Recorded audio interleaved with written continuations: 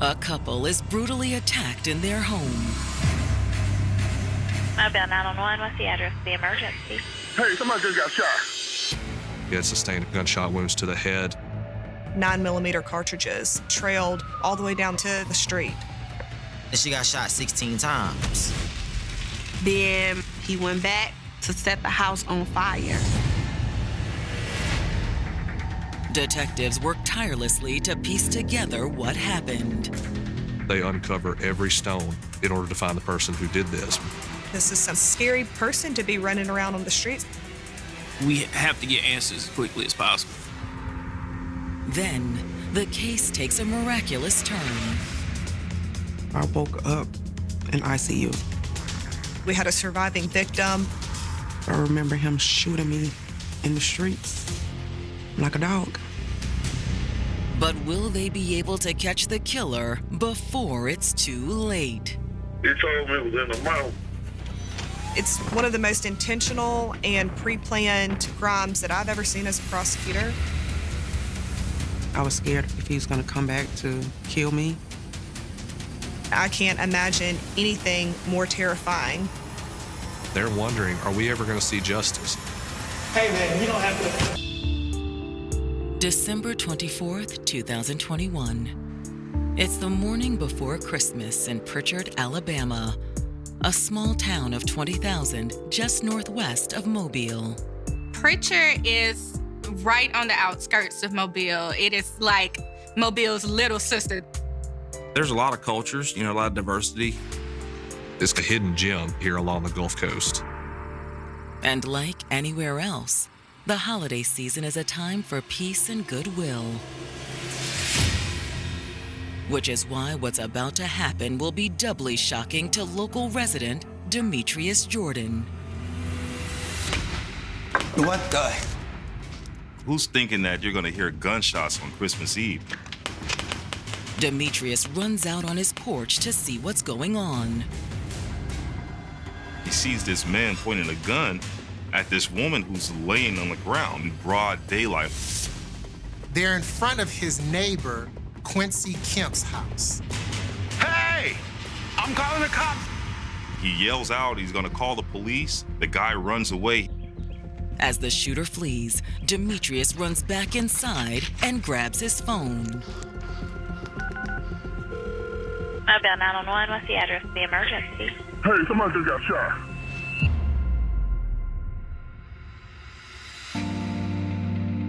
"40-year-old Quincy Kemp's first love was music. He always liked music. That was his safe space. Because whenever he was stressed out or going through something, he would just get out in the yard and he would play. Quincy was very talented. He played the drums, he played the tuba, he played the trombone, he played the organ, the piano, but his instrument of choice was the trumpet. He played with maybe 3 different bands. When he got accepted to that band, I got it. I was like, what you got? He said, I tried out for the Olympia band. I tried out for the Port City brass band, and I got into both of them. He played with the Mardi Gras band, too. Which was a big deal in Mobile. There's a definite sense of Mobile pride here, and that pride most often comes up when you start talking about Mardi Gras. A lot of people don't know, but Mobile is the founder of Mardi Gras. It's not New Orleans. We had it first, and we're very proud of that. We have a lot of fun during the Mardi Gras season, lots of parades. Nobody does it like us. And we knew when those bands was coming, Quincy was marching. Unfortunately, Quincy's love life was less fulfilling. He'd long since split from the mother of his 2 teenage boys. And he'd recently divorced their stepmother, too. His divorce was brutal because he wasn't ready to let that go. So he found himself in like a dark, dark place. He would come to my house and pretty much just cry, like, I don't understand. I remember like telling him like, you need to leave Mobile. Nothing was really holding him there. But everything changed when Quincy met Shonda Avery in April of 2021. I met Quincy, what they call a hit house in Mobile. A hit house is basically what's known as a juke joint, or a place where people can dance and drink. Much like Quincy, Shonda was also going through a divorce. Hey, I'm gonna go to the bathroom. I'll be back. A girlfriend of mine took me out to get my mind off of things. And lo and behold, Quincy at the bar wanted to buy me a drink. I turned him down. I told him it's okay, because I wasn't really there to meet anybody. A beautiful woman should never have to pay for her own drinks. But he would not take no for an answer. So I just give up. I'm letting him buy me a drink. And once they started talking, they really hit it off. I guess they clicked and was sharing the same struggles. People are meant for connection. So in this case, Shonda and Quincy did have similar experiences. We did exchange numbers that night. Slowly, over the next few months, Shonda and Quincy got to know one another. We spent a lot of time together. We talked daily. We text all the time. They'd have lunch, leaning on each other for emotional support. Quincy picked up the tab when they went to go have dinner, and Quincy called her and he checked on her, and was just something she had never experienced in her life. And that was really special to her. Quincy was a gentleman. He opened doors, he pulled out chairs. If I was walking on the side of the curb, he'll push me in on the other side of him. Quincy treated her like a princess. And by the end of September, they were officially dating. We enjoyed each other's company. We had fun together. But now, after Quincy's neighbor called 911 to report a shooting, first responders have arrived outside his house. Immediately, they see Miss Avery laying down with multiple gunshot wounds. She's barely breathing, but she's still alive. While the EMTs work quickly to load her into the ambulance and rush her to the hospital, police head inside to clear the house. They had no idea what was waiting for them. They went back to one of the back bedrooms. They find Quincy on the couch, deceased. He had sustained a couple of gunshot wounds to the head.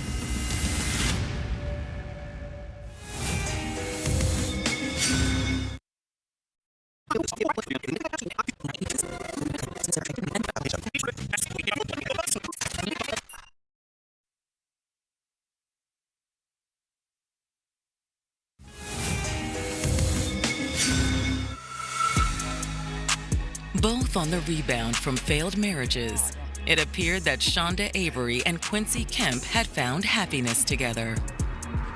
Shonda was happy that she found somebody like Quincy who, cared for her and showed her love and compassion. We had fun together. There was never a dull moment with Quincy. But now, after a neighbor called 911 and reported hearing gunshots, first responders have found Shonda severely wounded on the street in front of Quincy's home. The EMTs rush her to the hospital. But there's nothing they can do for Quincy. He's dead in the house, killed by 2 gunshot wounds to the face. When detectives arrive, they find the scene is littered with shell casings. There was 3 9mm shell casings in the bedroom.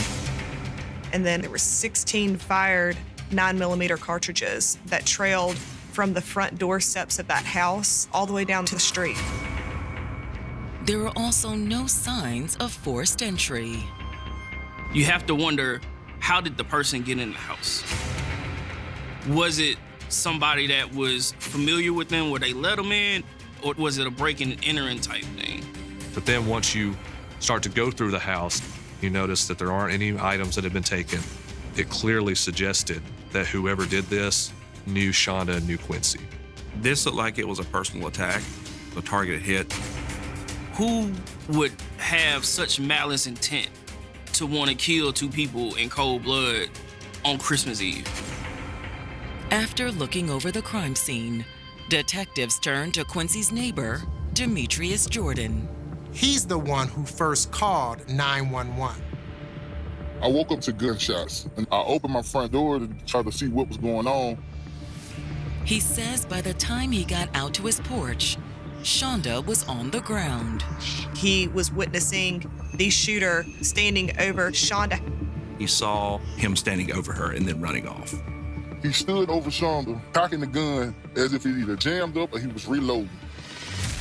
But considering the number of shell casings at the scene, detectives believe the gun may have just been empty. And I said, I'm calling the police. He struck out running. He was able to give a physical description and also a clothing description. He had seen an individual with a multicolored hoodie on. But the 911 caller was not able to say who the assailant was. He never got a clear look at his face. But since the shooting happened in broad daylight, detectives hope someone else did. So they go next door. Another neighbor of Quincy Kemp said earlier that day he had been outside on his back porch and he had noticed that someone was crawling in through the window of Quincy's house. I seen a guy push that air conditioner right here, and I seen him go in. Once inside the house, the neighbor says the man put the AC unit back in the window. They, of course, ask him, why would you not call police if you saw someone committing some type of burglary? The neighbor said he thought it was somebody Quincy had known. He like the same guy who used to drink and put on the foot. So I thought he had lost it, you know. He said shortly after the individual removed the AC and went in, that's when Quincy, Shonda, and his father showed up. I thought everything cool, but the family was out there. So at that point in time, he says he goes and gets into the shower. But then a few minutes later, he heard gunshots. He says he looks out the window and he sees someone running down the road wearing that same multicolored hoodie that he had, seen the individual going into the house. As detectives finish talking to the neighbor, Quincy's dad pulls up to the scene. Somebody called me who lived behind Quincy. And remind you, this is a small town. We all grew up here. She was like, they're shooting at your brother's house. And while she's talking, you can hear the shots in the background. Bow, bow, bow, bow, bow, bow. So I called my dad. His father was nearby when we got a phone call saying that there was a shooting at Quincy's house. And then he went back to the scene. Speaking with detectives, he's stunned to learn his son is dead. He said he'd only just left. Quincy's father actually met him at his house that morning while he was getting a ladder from him to do a job around the corner. Quincy had done work with his father for years. They worked construction jobs together. I was going to get the ladder, but Quincy drove up behind me. Quincy helped his dad load the ladder into the truck. Then his dad took off to go to his job, just a few blocks away. This guy is literally around the corner with his child being killed. Although he didn't know that until he'd driven back to Quincy's house, just to make sure everything was okay. He saw the police personnel and then the crime scene tape up, so that's when things began to sink in with him that Quincy may not be okay. Asked if he'd gone into the house while he was picking up the ladder, Quincy's dad says no. He's also pretty sure that Shonda had not gone inside either until he had pulled off. He says Shonda was there because he thinks she spent the night with Quincy. And he wasn't very happy about that. My dad didn't approve of the relationship. I was telling him to get rid of her. And when asked why, his answer is simple. Shonda was still married.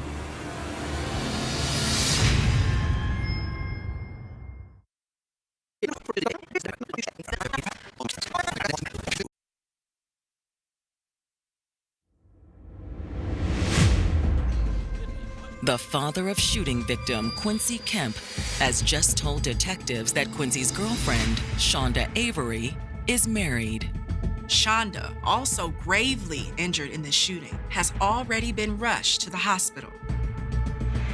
Quincy's father says that Shonda's husband is a man named Maurice Sashington. She was going through a divorce, but it has not been finalized. Has he ever talked about having any type of physical altercation or confrontation with Maurice? He ain't never been that kind of fella, you know. He wasn't a fighter. However, he does admit there have been some strange events happening lately. Someone had thrown gasoline on Quincy's car one night and tried to set it on fire. The police said must have been somebody weak gas because it didn't do a whole lot of damage. The fire department said, well, whoever got this gas had water in. Quincy's dad had also heard that someone had tried to run him off the road. But Quincy never accused Maurice of being behind any of the incidents. We all got on the group chat and was like, okay, does this have anything to do with her? And he's like, no, it's not. That was just hearsay. But Quincy's dad does say he cautioned his son about dating a married woman. My dad was not comfortable with Shonda being at the house. He said he didn't think it was a good idea and that they needed to have a little bit of distance. In fact, he told his son that messing with a married woman was going to get him hurt. I was trying to get him straight. So had his father's prediction proven correct? Detectives need to talk to their best eyewitness, Shonda. I felt real bad for her, but I wanted to get all the details from her so I can help put this individual behind bars. Hoping she can ID the shooter, detectives head to the hospital. But she's still in surgery. Shonda's fighting for her life. She died in the ambulance. She died on the table, and they brought her back. She got shot 16 times. Most people that sustain or go through this type of situation do not survive. So for the time being, there's nothing the detectives can do but go back to the office and run Maurice's name through their system. He didn't have a terrible, violent history involving criminal charges. There wasn't anything just completely outlandish to suggest that he was capable of doing something of this nature. But they do discover that Shonda had taken out a protection order against Maurice shortly before the shooting. She claimed Maurice had been stalking her. He would call me, he would text me and let me know that he was sitting outside my house. The order also showed that Maurice had sent Shonda a series of odd, vaguely threatening texts. He sent a song by Tupac called Troublesome, and she listened to the song and, she knew that, there could be something to the threats that he was making. With Maurice now a person of interest in the murder, detectives issue a be on the lookout for him. The first thing investigators did was try to start apprehending him to get a statement for him. They went to his house. He wasn't there. They talked to family. They hadn't heard from him in a couple of days. His family members were uncooperative. Detectives also head to Alabama State Docks, where Maurice had been working. We learned that he had just left that job in November, the month leading up to the homicide. He had gone to pick up a check or something, and no one heard from him for a while. Did this mean that Maurice has skipped town? But then, on Christmas Day, the day after Quincy's murder, Mobile County 911 receives another urgent call. It's from one of Quincy's neighbors. The fire department was called to extinguish a fire at Quincy's residence.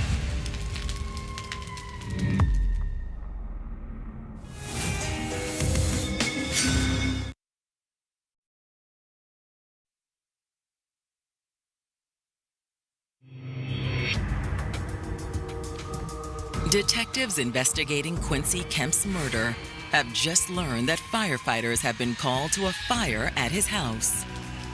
Not even 24 hours after the shooting took place, on Christmas Day, someone lit the home on fire. By the time detectives made it to the scene, firefighters had the blaze under control. Entering the charred bedroom, the detectives immediately suspect arson. Looking at the area where the fire was started in relation to where the shooting transpired, we knew it was the individual who committed the murder, came back and tried to destroy that area of the house where the crime took place. I believe that was intentionally done to try to destroy any evidence that may be in the house. Unfortunately, there was still nothing at the scene that could tie Maurice or anyone to the shooting or the arson. With Maurice in the wind, detectives catch a break when several days later they get a call from a supervisor at the docks in nearby Pascagoula, Mississippi. He stated that he knew Maurice was a person of interest in the case and wanted to give police some info. He said that Maurice had worked for him the days prior to and just after the murder. The supervisor says that he hasn't shown up for a couple of days now. However, he has a friend that's a coworker there named Red that is pretty familiar with Maurice and could possibly have more information on his whereabouts. Detectives head over to Pascagoula to track down Red. His real name is Jerome Wilson. And Jerome agrees to speak with detectives. He said that he knew Maurice from working various dockside jobs with him. So how long have you known Maurice? I'd say about 3, maybe 4 years. He said he'd actually spoken to Maurice about 2 days prior. He felt very conflicted about the whole situation. Asked about Shonda, Jerome says Maurice had mentioned that they'd been having problems. I remember they were going through a divorce. But to Jerome, it seemed like Maurice had been handling the situation well overall. He said that it just wasn't going to work out and they both decided to part ways. It was a mutual thing. So he says he was shocked when he saw on the news that Shonda had been shot and the police were looking for Maurice. He fooled me, I ain't see that. He had one idea of who this person was based on who he was at work. And so then to look on the news and see that he's possibly committed a crime such as this, that was moments of disbelief. It can be very difficult to be the person who is close to someone who commits a crime because you feel like you know a person, and then to find out that they could do something so terrible makes you wonder, do I know anyone? In fact, Jerome says he was so shocked that he'd actually called Maurice. Jerome asked, like any friend would, what's going on? What happened? Like, you know, what they said on the news. So he admitted that the news was right about him being the guy? I ain't gonna say he admitted. I ain't gonna say that. He didn't deny it, though. I can't tell. No, he didn't deny. He didn't deny it, and he didn't confirm that he did. Jerome tells detectives that Maurice was also cagey with him about where he was headed. He told me it was in the mountains. He finishes the conversation by telling Jerome that he's going off the grid, and that was the end of the conversation. Jerome says that when he tried to call Maurice back again later, he couldn't reach him. It seemed like he disposed of that phone, didn't want anyone tracking that phone number to be able to find his location.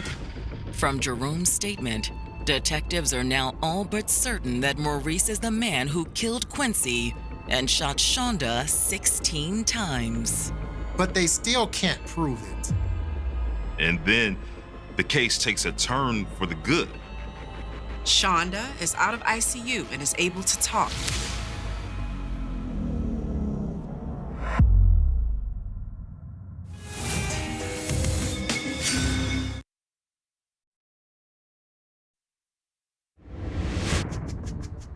Detectives investigating the shooting that killed Quincy Kemp and put his girlfriend Shonda in the hospital have learned that Shonda is finally well enough to give them a statement. The fact that Shonda miraculously survived was huge for investigators. Shonda really blessed. God was with her. Detectives head to the hospital to interview her. You could tell she was in a lot of pain, but her recollection of the events was as raw as the day it happened. I recall every moment, every day. Ms. Avery showed a great amount of strength. Shonda starts out by explaining that she'd been married to Maurice for about 2 years, but they'd known each other far longer. Maurice and Shonda had been in a kind of on-again, off-again relationship for years. They share a 4-year-old daughter together. The beginning of my relationship with Maurice was awesome. You got this puppy love, and you don't want to be away from that person. But after the birth of their daughter, Shonda says everything changed. He started drinking a little more than usual. He showed me his true colors after he got the wife and the child. Shonda said he would just explode and become angry a lot.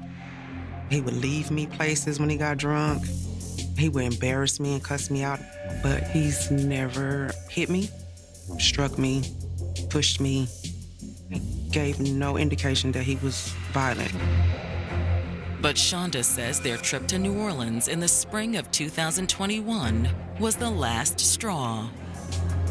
On my birthday, we went to New Orleans, and he got upset. He embarrassed me walking up Bourbon Street and just cussed me out. And I was booze, not crying, in front of hundreds of people. After that, Shonda filed for divorce. She told him she didn't want to be with him anymore and that she didn't love him anymore.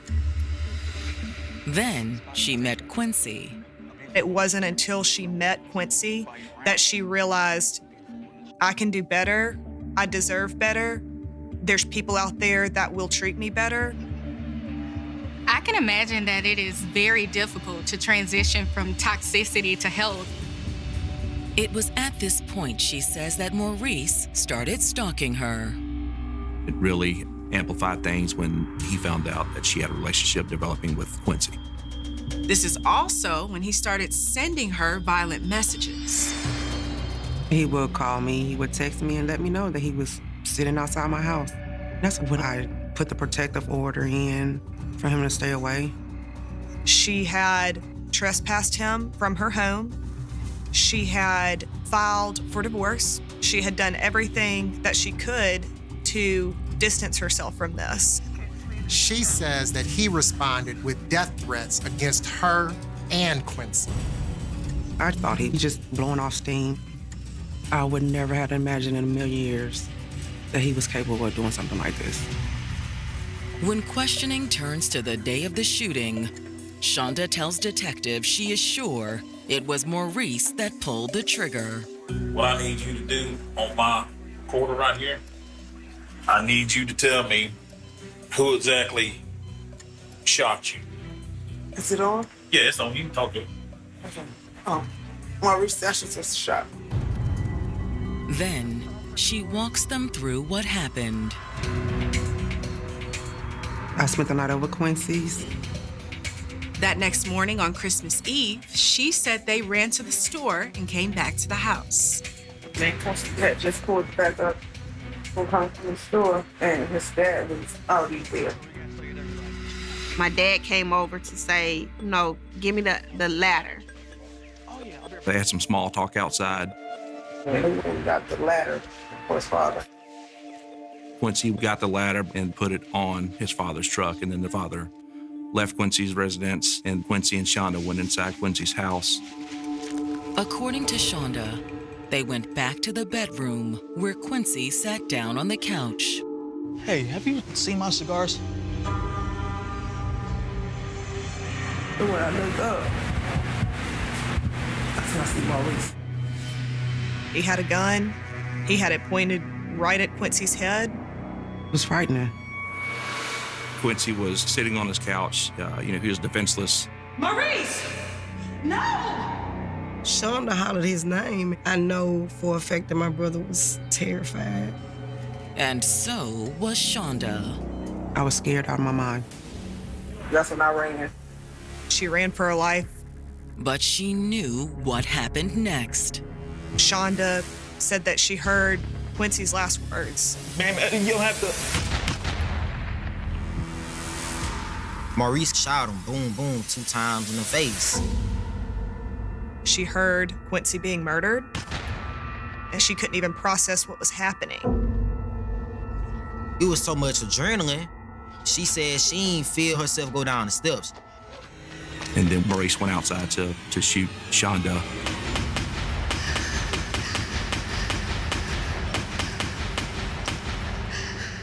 She described it to me. She just felt her legs go limp, and she felt herself falling to the ground. When she got to the street, she lost consciousness. Did Maurice come and stand over you or anything? I remember that. Okay. But you pretty much for certain Maurice shot you. Oh, yeah. That was Maurice.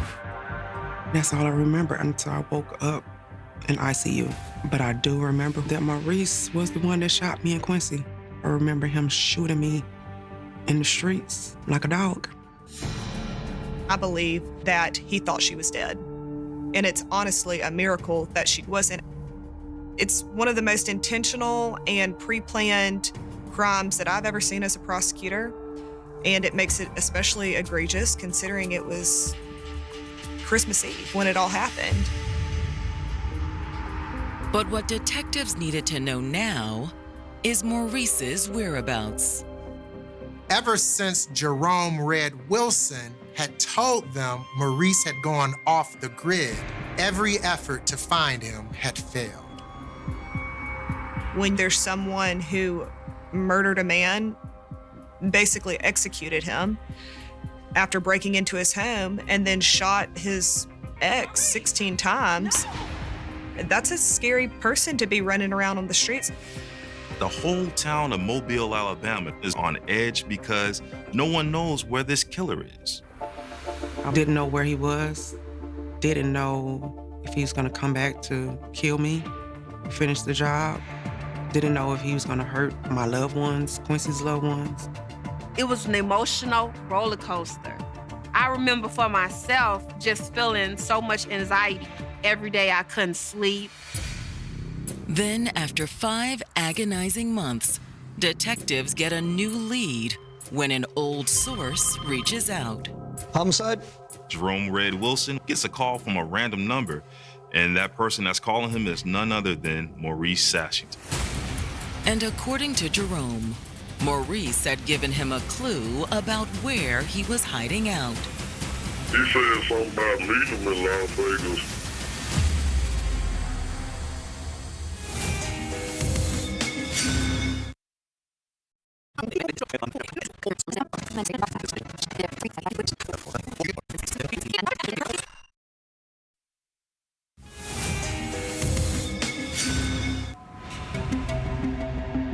After 5 frustrating months of trying to bring Maurice Sashington to justice for the shooting that left his estranged wife Shonda critically injured and killed her boyfriend Quincy Kemp, detectives finally have a lead on the fugitive.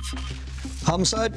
According to his friend Jerome Wilson, Maurice had called him a couple of days ago and asked if they could meet up in Vegas. When we spoke with Red, he mentioned that he was somewhere outside Las Vegas in that area. Jerome says at first he had no idea it was Maurice calling him. There wasn't no number I was familiar with. But it soon became clear once Jerome picked up the call. In that conversation, Maurice is telling him he's in the mountains near Vegas now, ways away from Mobile, Alabama. But then he also told Jerome, anyone who tells on me is going to have problems. I mean, I took that as a threat. Despite that, Jerome went ahead and spoke with detectives, giving them Maurice's new phone number. Red's decision to give up essentially his friend was a very difficult one to have to make. The idea of either keeping myself safe or keeping someone else safe was at hand here. Using the new cell phone number, detectives are able to pinpoint Maurice's location. They were able to trace that phone out to the remote area in Las Vegas, Nevada. We knew that we had to act on that fast. Once we got a location of where he was staying, we reached out to the field office in Las Vegas. We found Maurice Ashington living out of his vehicle with a bunch of burner phones. He was trying to make it to Mexico, and they got him. Hey, sideways, 50 feet. 50 feet more. Follow it. Bring your right foot inside. There you go. Quit moving around. Just face the truck, bro. You're all worked up, man. Relax. As soon as the detectives hear that Maurice has finally been captured, they fly out to Las Vegas to question him. But the trip turns out to be a waste. Plan was going to talk to you, but you don't want to talk to us. See? Not without a lawyer, Brandon. But regardless, Maurice is extradited to Alabama to face the charges. Once the news broke that Maurice was apprehended, you could really sense this wave of relief and calming emotion really go over the community. The detective called me and was like, Tosh, we got him. I was like, what? Like, we got him. I was shouting. I was like, thank you, Lord. My sister Tasha called me, and she was just screaming, they got him, they got him, they got him. And I was just like, oh my God, I had to pull over my car. And we prayed and we cried and we gave God thanks. And then I called Shonda, and then we were just so excited that they got him. He was no longer a harm or danger to anybody else. Still, Quincy's family doesn't just want a conviction. They want him punished to the maximum extent of the law. We were going for the death penalty. But when Maurice stands trial in May of 2024, prosecutors decide not to seek the death penalty. We do have the death penalty in Alabama. We save the death penalty for the absolute worst of the worst. This murder was really an isolated incident in Maurice's life. He had lived most of his adult life without really any issues at all. So we felt that the appropriate punishment would be life without the possibility of parole. And the prosecutors are confident they can get it. We had physical evidence, we had eyewitness testimony, we had evidence of flight. But most of all, they have Shonda, who takes the stand and tells the jury how Maurice killed Quincy, shot her 16 times, and left her for dead. Trials are always gut-wrenching, and our evidence has to come from the witnesses. We can't ask the officer to tell the jury what Shonda said. Shonda has to be able to do that. There's a lot of people that will not come forward. They won't follow through with what needs to be done to ultimately get justice. And that's something that Shonda did. My experience with the trial was emotional. Having to relive everything, having to see him every day, having to look at his emotionless face. He said nothing. He sat there, just a blank face. It was a lot to take in. He's a monster. She is one of the strongest people that I have ever met. She was brave, she was courageous, and she got up there and she told every single bit of it. When it's the defense's turn, they try to counter Shonda's testimony the only way they can, by calling her a liar. They argued that she was trying to pin the shooting on her estranged husband out of spite. But in the end, Shonda's testimony against her would-be killer makes all the difference. All 12 jurors agreed beyond a reasonable doubt that he was guilty of attempted murder, and he was sentenced to life without the possibility of parole. The sentence doesn't go far enough for some of Quincy's family. My sisters, they kept telling me, a win is a win, but I still don't think justice was served. If he would have got that death penalty, I would have felt a whole lot better. Life and just being in jail, that's the easy way out. However, Maurice isn't the only one still paying the price for what he's done. I continually pray for Shonda.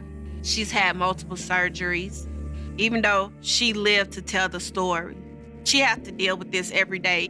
It's constant pain. I get my strength from my children, from Quincy's family, for supporting me this whole time. But it was Quincy who paid the ultimate price. My brother was an outstanding guy. He was a man's man. He took care of his kids. He raised them to be good, godly men. He didn't deserve that. Love on your family. That's all I can tell you. Just love on your family, because one day they're here, the next day they're gone. And you can't bring them back. There are some names that disappear with time. And then there are names that time itself seems determined to bury. For more than 6 decades, one little girl had no name. No birth certificate anyone could connect to her remains. No family standing beside her grave. No photograph attached to an official identity. No answer to the simplest question investigators had been asking since the summer of 1960. Who was she? They called her Little Miss Nobody. The name appeared in newspapers. It followed her into the cemetery. It became attached to a headstone in Prescott, Arizona, where a child whose life had ended in violence was laid to rest beneath a name that was never truly hers. But Little Miss Nobody was never nobody. She had a mother. She had siblings. She had a grandmother. She had a home. She had a voice. She had a birthday. She had a name. Sharon Lee Gallegos. 4 years old. A little girl from Alamogordo, New Mexico, who vanished on July 21, 1960, and whose burned remains would be discovered 10 days later, hundreds of miles away in the Arizona desert. The distance between those two places was more than geography. It was the distance between a child being known and a child becoming a mystery. On one side was a family home in Alamogordo, a neighborhood, children outside, a summer afternoon. On the other was an isolated wash near Congress, Arizona, where a teacher searching the desert for interesting rocks would stumble upon something no one should ever have to find. Between those 2 points was a stretch of 10 days that investigators could never reconstruct completely. 10 days in which Sharon disappeared from the world her family knew. 10 days in which someone transported her far from home. 10 days in which a little girl went from being a missing child to becoming an unidentified homicide victim. And then came 62 years of silence. In July 1960, America was a different country. There were no smartphones. No surveillance networks covering city streets.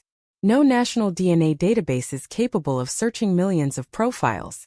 No forensic genetic genealogy. A missing child could vanish across state lines faster than information about her could travel. Police departments relied on photographs, fingerprints, witness statements, roadblocks, telephone calls, newspapers, radio broadcasts, and the memories of strangers. Investigators could search roads. They could question neighbors. They could circulate descriptions. But when the trail disappeared, there was little technology capable of bringing it back. Sharon was 4 years old. She lived with her mother, Guadalupe Gallegos, and other family members in Alamogordo. Her father, a soldier, had left when she was a baby, and Sharon had grown up surrounded by relatives. Her mother worked to support the family. Sharon was still a small child, still at an age when the world was measured in familiar faces and familiar streets. Then, according to investigators, something began happening before the abduction itself. Someone was watching her. A woman had reportedly been seen asking questions about Sharon and her family. She wanted to know about the children. She wanted to know where Sharon's mother lived. She reportedly asked about whether the family had a little girl. There were questions about the mother's circumstances. Questions that might have sounded strange at the time but would become horrifying after Sharon disappeared. Then came July 21st.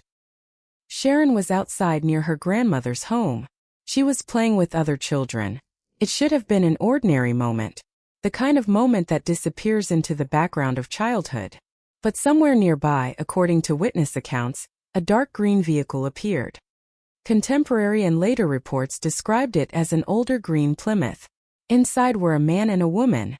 The woman approached the children. She spoke to Sharon. She reportedly offered to buy the little girl clothes and candy. For a 4-year-old, those words could sound like an invitation to a completely different world. Candy, new clothes, a stranger smiling, an offer that might have sounded harmless. But Sharon refused. And that is when the encounter changed. The woman grabbed her. She dragged Sharon toward the vehicle. Other children watched. A little girl who had been outside only moments earlier was suddenly being taken away. One witness later described seeing children inside the vehicle, including a freckle-faced boy. The details were fragments, but they were fragments investigators desperately needed. A vehicle, a man, a woman, children, a direction of travel. A description that could potentially lead police to a road, a town, a motel, a family, anyone. The alarm spread quickly. Sharon was missing. Authorities searched. The FBI became involved. Descriptions were circulated. The vehicle was sought. Roadblocks were considered. Every hour mattered because the longer a kidnapped child remained missing, the farther away she could be taken. But Sharon did not come home. And somewhere beyond the streets of Alamogordo, the people who had taken her disappeared. For 10 days her family lived inside the nightmare every parent fears. Every telephone call could be the one that brought hope. Every vehicle passing the house could have been the vehicle investigators were searching for. Every stranger might have seen something. Every rumor could have been the beginning of an answer. But the answer did not come. Instead, on July 31, 1960, a teacher walking through a remote area near Congress, Arizona, was searching the ground for rocks when he noticed something unusual in a wash. At first, perhaps it did not look like what it was. The desert can conceal almost anything. Sand moves. Brush covers tracks. Heat distorts distance. The landscape absorbs human traces. But there was something there. The remains of a child. Partially buried. The little body had been exposed to the elements. The condition of the remains made identification extremely difficult. Investigators could not simply look at her face and know who she was. They could not ask her name. They could not call her mother. They could not compare her to a missing person photograph with the certainty modern investigators might have today. They had a dead child. They had no identity. And they had almost no time. Investigators estimated her age incorrectly. At various points, estimates placed her older than Sharon actually was. That mistake would matter enormously, because somewhere in New Mexico, a 4-year-old girl was already listed as missing. But when authorities considered whether the unidentified child in Arizona might be Sharon, the apparent difference in age helped push investigators away from the possibility. The tragedy became a cruel mathematical problem. Missing girl. Dead girl. Wrong age. Different state. No definitive identification. The two cases were close enough to touch, yet technology could not close the distance. The child found in the Arizona desert had clothing. She had physical characteristics. Investigators examined what they could. Her remains showed evidence of burning, and her death was treated as a homicide, although the exact cause of death could not be established. The desert had taken away the evidence that investigators needed most. There was no name. So the public gave her one. Little Miss Nobody. It was a name born from tragedy, but it was not meant to erase her. In Prescott, people became emotionally invested in the unknown child. They raised money so she could receive a proper funeral. Local businesses and residents contributed. A mortuary helped. Flowers were donated. A community that had never known the girl's real name decided that she deserved something better than an anonymous grave. A funeral was held in August 1960. More than 70 mourners attended. Think about that. More than 70 people came to say goodbye to a child whose own family did not know where she was. People who had never heard her laugh. People who had never watched her play. People who did not know what she liked to eat. People who did not know the sound of her voice. And yet they came. Because she was somebody. She was a child. She deserved a name. The grave marker carried the words "Little Miss Nobody." A radio announcer and his wife reportedly stood in for the child's absent parents. The community refused to let her disappear completely. But the funeral did not end the investigation. It began something much longer. For decades, investigators tried to discover who she was. Newspaper articles appeared. Dip surfaced. Descriptions were examined. Possible missing children were compared. The case was revisited. Then forgotten. Then reopened. Then forgotten again. That is the rhythm of a cold case. The world moves on. Investigators retire. Witnesses age. Memories disappear. Buildings are demolished. Roads are changed. Records are lost. People who once knew the truth die without telling anyone. And somewhere beneath all of that time sits the evidence. Waiting. For Sharon, that waiting would last more than 60 years. Her grave remained in Prescott. Her family remained in New Mexico, living with the disappearance of a child they could not bury. Two separate worlds. Two versions of the same tragedy.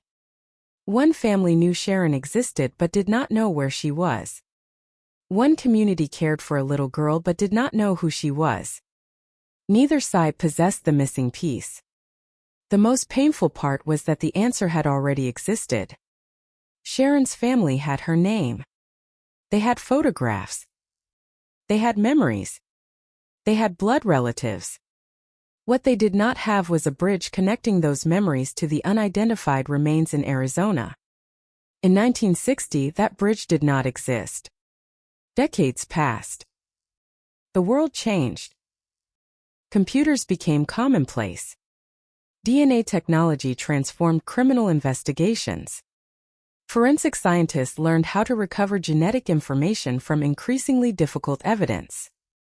And eventually, the question surrounding Little Miss Nobody changed.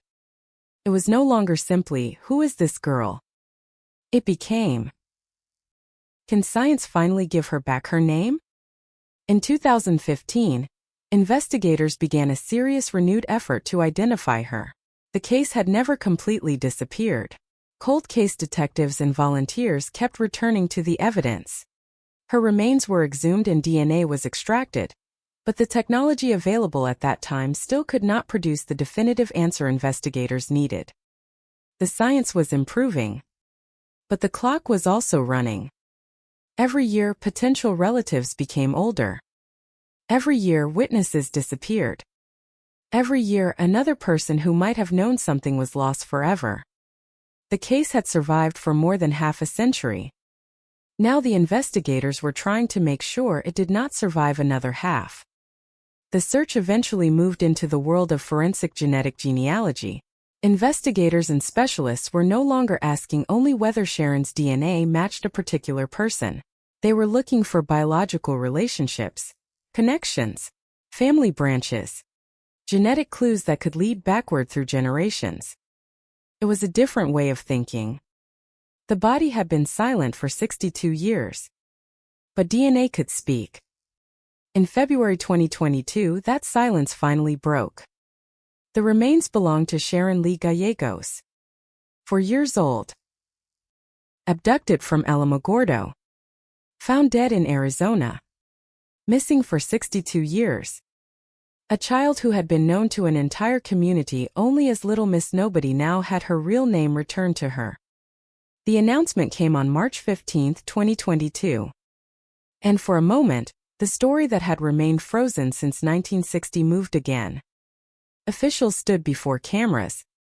Investigators spoke about the little girl.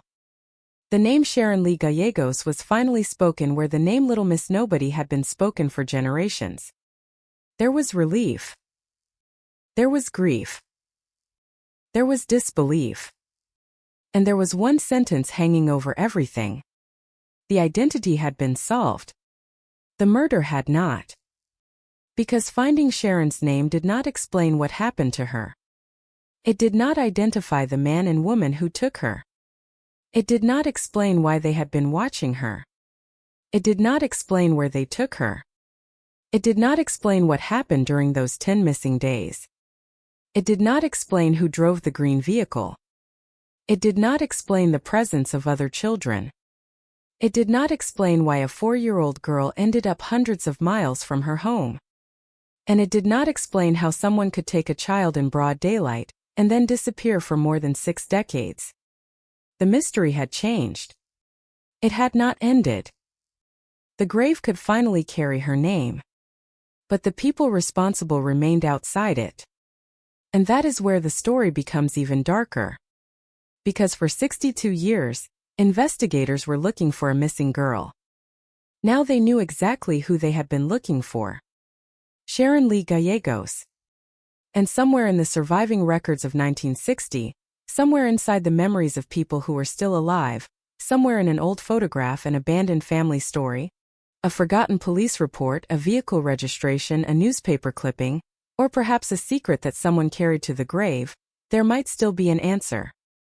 The desert had kept Sharon's body. Time had kept her name. But neither had erased the crime. And neither had erased the possibility that someone, somewhere, knew exactly what happened. The question that had haunted Arizona for decades was no longer, who was Little Miss Nobody? That question was finally dead. The new question was far more dangerous. Who took Sharon Lee Gallegos? And why? The answer had waited 62 years. Perhaps it was still waiting. The name Sharon Lee Gallegos had been buried beneath another name for 62 years. But once investigators finally knew who the little girl in the Arizona desert had been, another truth became impossible to ignore. The identity had been solved. The kidnapping had not. The murder had not. And the 10 days between the moment Sharon was dragged into that old green car and the moment her remains were discovered remained almost completely hidden behind a wall of time. To understand why that gap matters, investigators had to return to the beginning. Not to the desert. Not to the grave. Not to the DNA laboratory in 2022. They had to return to Alamogordo, New Mexico, in the summer of 1960, and look again at a little girl who, in the final days before her disappearance, may already have sensed that something was wrong. Sharon was only 4 years old. She was still 2 months away from her 5th birthday. She had light brown hair and brown eyes.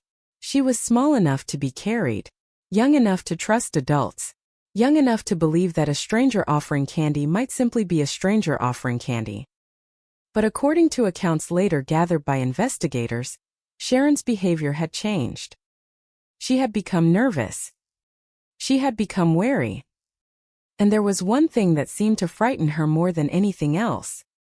A car. A dark green sedan. The details would become some of the most haunting evidence in the entire case. Before Sharon disappeared, witnesses reportedly saw a man and woman near the Gallegos family. They were not simply passing through.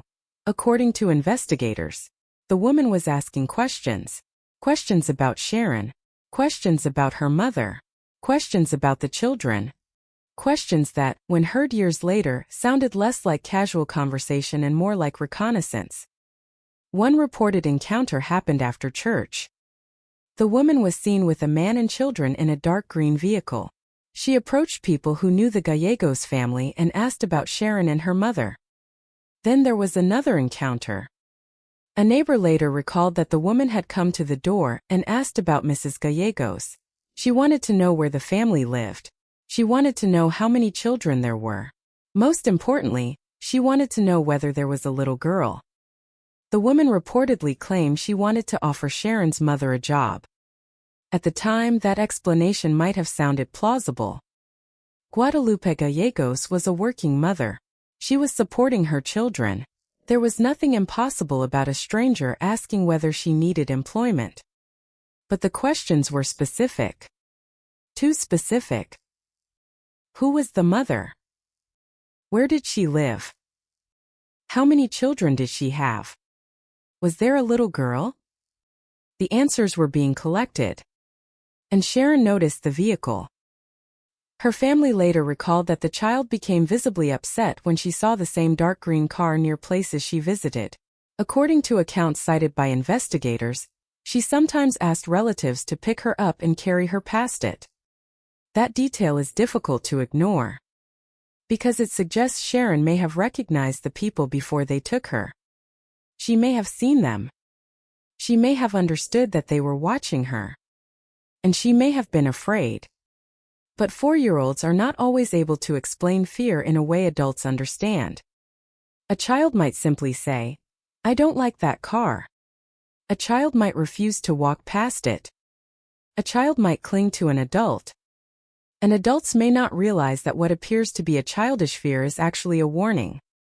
Then came Thursday, July 21, 1960. The afternoon was ordinary. That is what makes it terrifying. There was no storm. No dramática enfrentación. No obvious sign that something catastrophic was about to happen. Sharon was playing with other children in an alley behind her home in Alamogordo. It was around 3 o'clock. The kind of hour when children should have been thinking about games, food, summer heat, and when they would be called inside. Instead, a car appeared. Dark green. Old. A 1951 or 1952 Dodge or Plymouth, according to the descriptions investigators received. A woman was inside. A man was driving. There were reportedly children in the vehicle as well. That detail would become one of the strangest elements of the case. Because the people who abducted Sharon did not appear, according to witness accounts, like obvious strangers arriving in an empty vehicle. There were children with them. A little boy. A little girl. The scene may have looked almost like a family passing through the neighborhood. Then the woman spoke to Sharon. She offered her clothes. She offered her candy. The little girl refused. That should have been the end of it. A stranger makes an offer. A child says no. The stranger leaves. But the woman did not leave. She got out. She grabbed Sharon. And she dragged her toward the car. The other children saw it happen. The kidnapping was not hidden. It happened in front of witnesses. The little girl fought back. She did not willingly climb into the vehicle. She was forced inside. Then the driver accelerated. The car disappeared. Witnesses later said it headed toward 5th Street. And suddenly Sharon was gone. Her family reacted immediately. Police were notified. The search began. Roadblocks were considered. Descriptions were circulated. The FBI became involved. Investigators had something many cold cases never receive. Eyewitnesses. A vehicle description. Descriptions of a man and a woman. Possible motive. A route. And perhaps most importantly, evidence that the child had been deliberately targeted. Yet all of that information still failed to produce Sharon. The dark green car disappeared. The man disappeared. The woman disappeared. The children disappeared. And Sharon disappeared with them. Investigators began examining hundreds of possibilities. The question became whether the abductors were strangers, acquaintances, or somehow connected to the family. By late July, investigators reportedly said they had not found evidence supporting the possibility that a relative or acquaintance had carried out the abduction. That left a far more disturbing possibility. Someone had found Sharon. Someone had watched her. Someone had learned where she lived. Someone had learned that she was a little girl in a family with several children. And someone had decided to take her. The search continued across New Mexico and beyond. But while police were looking for a living child, something else was happening hundreds of miles away. In Arizona, a little girl was already lying beneath the desert. On July 31st, 10 days after Sharon vanished, a Las Vegas schoolteacher named Russell Allen was in a remote area near Congress, Arizona. He was looking for rocks to use in his garden. Instead, he found a body. The discovery occurred in a sand wash near Old Alamo Road. The remains were partially buried. The child was dead. and at first nobody knew who she was. That fact would become one of the great tragedies of the case. Because investigators in Arizona were looking at a dead child at almost the exact moment investigators in New Mexico were searching for a missing child. 2 investigations. 2 states. 2 girls, at least on paper. 1 missing. 1 unidentified. And the connection between them was buried beneath mistakes in early forensic assessment. The child found in Arizona was initially believed to be older than Sharon. Estimates placed her age considerably higher. The clothing and physical evidence did not seem to fit the missing New Mexico girl. A footprint found in connection with the scene also contributed to the belief that the unidentified child was not Sharon. The possibility was considered, then dismissed. That decision would remain in place for decades. The Arizona girl became Little Miss Nobody. Her remains were examined. Investigators tried to determine how she had died. But decomposition had already destroyed much of the information they needed. Her exact cause of death could not be established. The case was treated as a homicide, but the circumstances remained uncertain. And then came the question of where she belonged. Nobody came forward to claim her. No family arrived. No one said, "That's my daughter." No one could tell investigators her birthday. No one could identify her photograph. No one could say what she had been wearing before she disappeared. The desert had produced a victim, but not a name. So Prescott became her temporary home. The local community raised money for her funeral. People donated. A mortuary helped. A radio announcer and his wife reportedly stood in for the girl's parents during the service. A grave was prepared. A headstone was placed. The inscription called her Little Miss Nobody. It was meant to give an unidentified child a place in the world. But the name also became a prison. Because every year she remained unidentified, the real Sharon Lee Gallegos seemed farther away. Her family in New Mexico did not know that the answer was already buried in Arizona. They continued living with the disappearance. They had memories of Sharon. They had photographs. They had questions. But they did not have a grave. For the people of Prescott, Little Miss Nobody had a grave. But they did not have her name. The 2 halves of the truth were separated by hundreds of miles and an error in identification. And then time began doing what time always does. It erased witnesses. It erased memories. Changed landscapes. It destroyed records. It moved people away. It allowed old stories to become family stories, then fragments, then silence. The case went cold. Not because investigators stopped caring. Because there was nowhere else to go.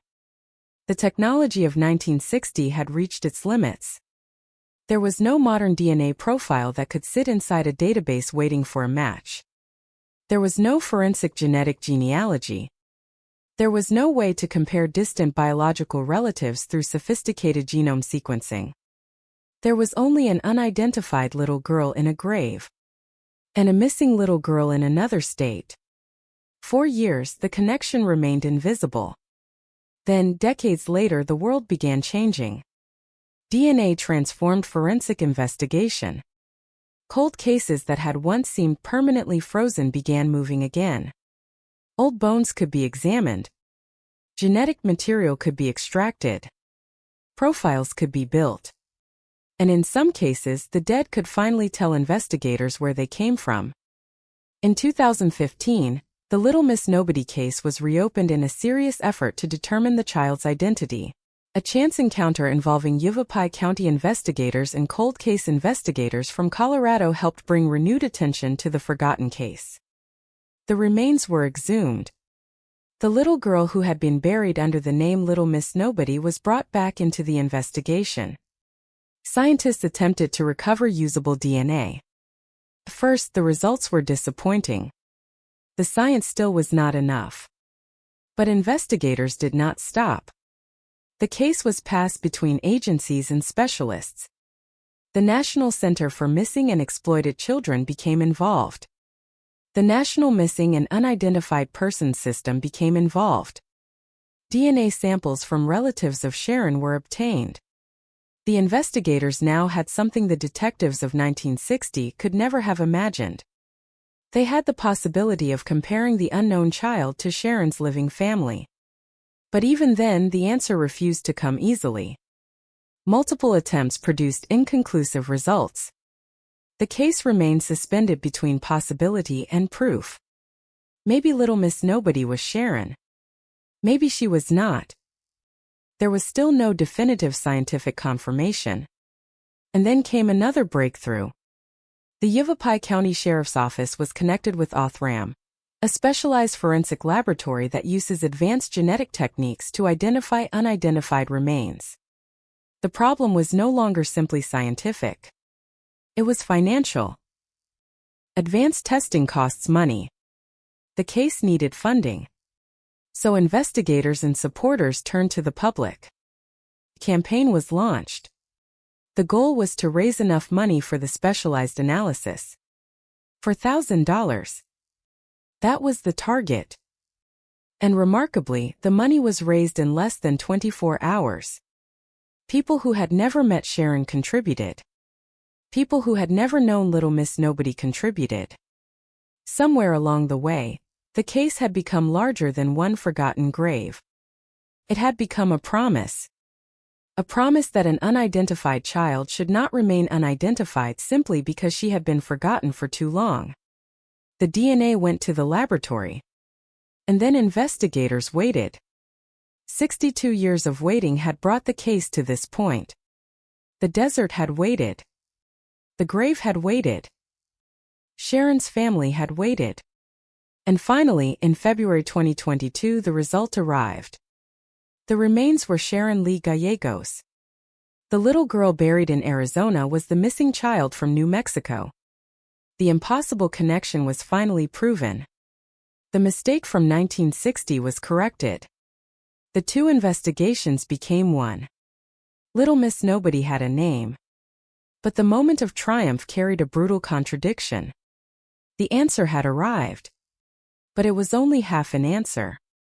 Because DNA could tell investigators who the child was. Could not tell them who took her. It could not reconstruct the 10 days. It could not identify the dark green car. It could not explain the strange questions asked before the kidnapping.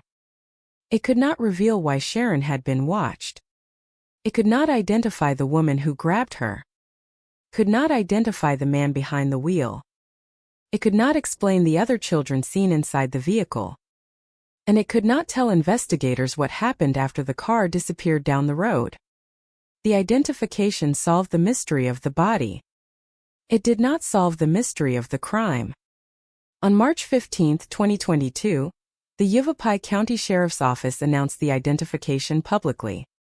For the first time in more than 6 decades, officials could speak her name. Sharon Lee Gallegos. 4 years old. Missing since July 21, 1960. Found dead 10 days later. The phrase Little Miss Nobody could finally be removed from the center of the story. But the investigators were careful. They did not announce an arrest. They did not name a suspect. They did not claim the case was solved. Instead, they asked the public for help. Anyone who had witnessed the abduction. Anyone who knew what happened that July day. Anyone who possessed information that had remained hidden for decades. Come forward. That request still hangs over the case. Because 62 years had passed before Sharon's name was restored. And 62 years is a long time for a secret to survive. But it is also a long time for someone to believe the secret is safe. People who were children in 1960 became grandparents. People who drove those roads grew old. People who saw the green car may have forgotten what they saw. Or they may have remembered every detail. Someone may have known the woman. Someone may have known the man. Someone may have heard a story. Someone may have recognized the vehicle. Someone may have suspected something and said nothing. And somewhere inside that enormous passage of time may be the final piece of Sharon's story. Her name has been restored. Her family finally knows where she was. Her grave can finally carry the truth. But the person who took her remains unknown.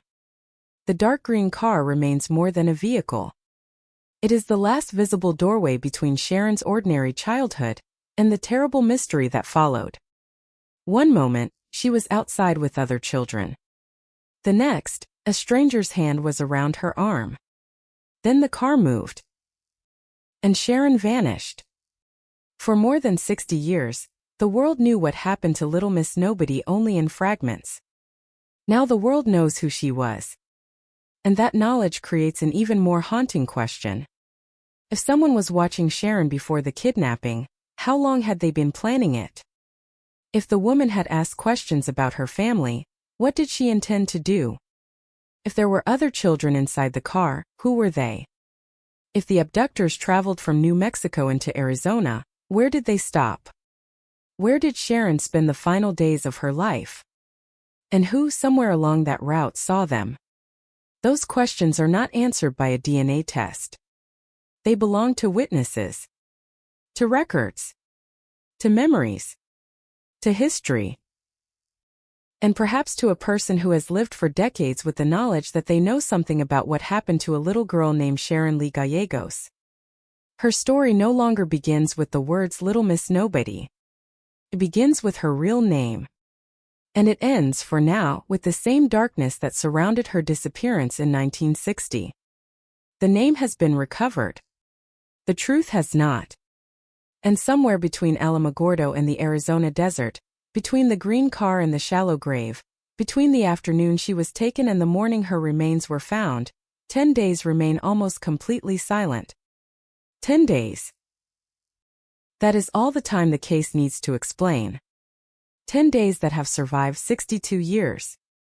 10 days that may contain the identity of the people responsible. 10 days that may explain why a 4-year-old girl was taken. 10 days that may finally tell the world what happened to Sharon. Until then, Little Miss Nobody is no longer nobody. She is Sharon Lee Gallegos. She had a family. She had a home. She had a childhood. She had a name. And now, after more than 6 decades, she has her place in history.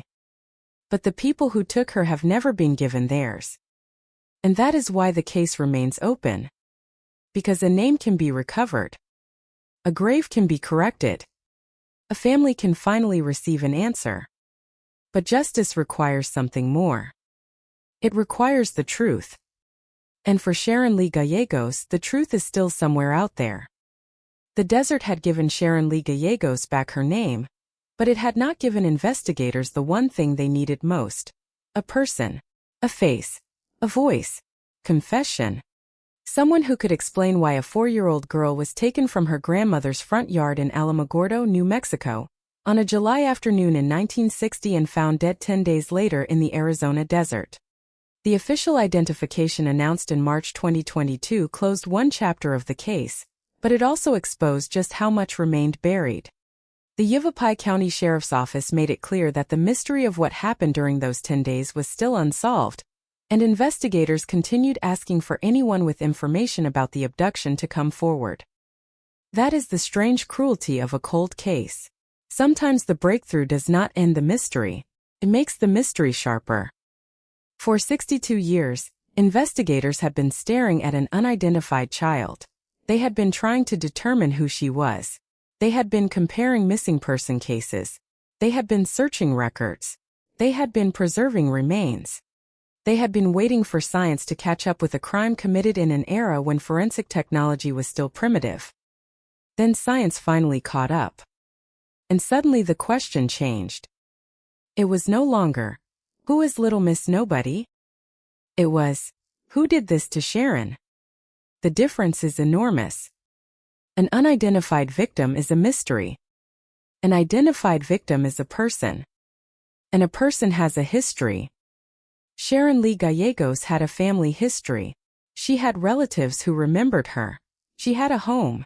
She had a childhood that existed before the newspapers ever printed the words Little Miss Nobody.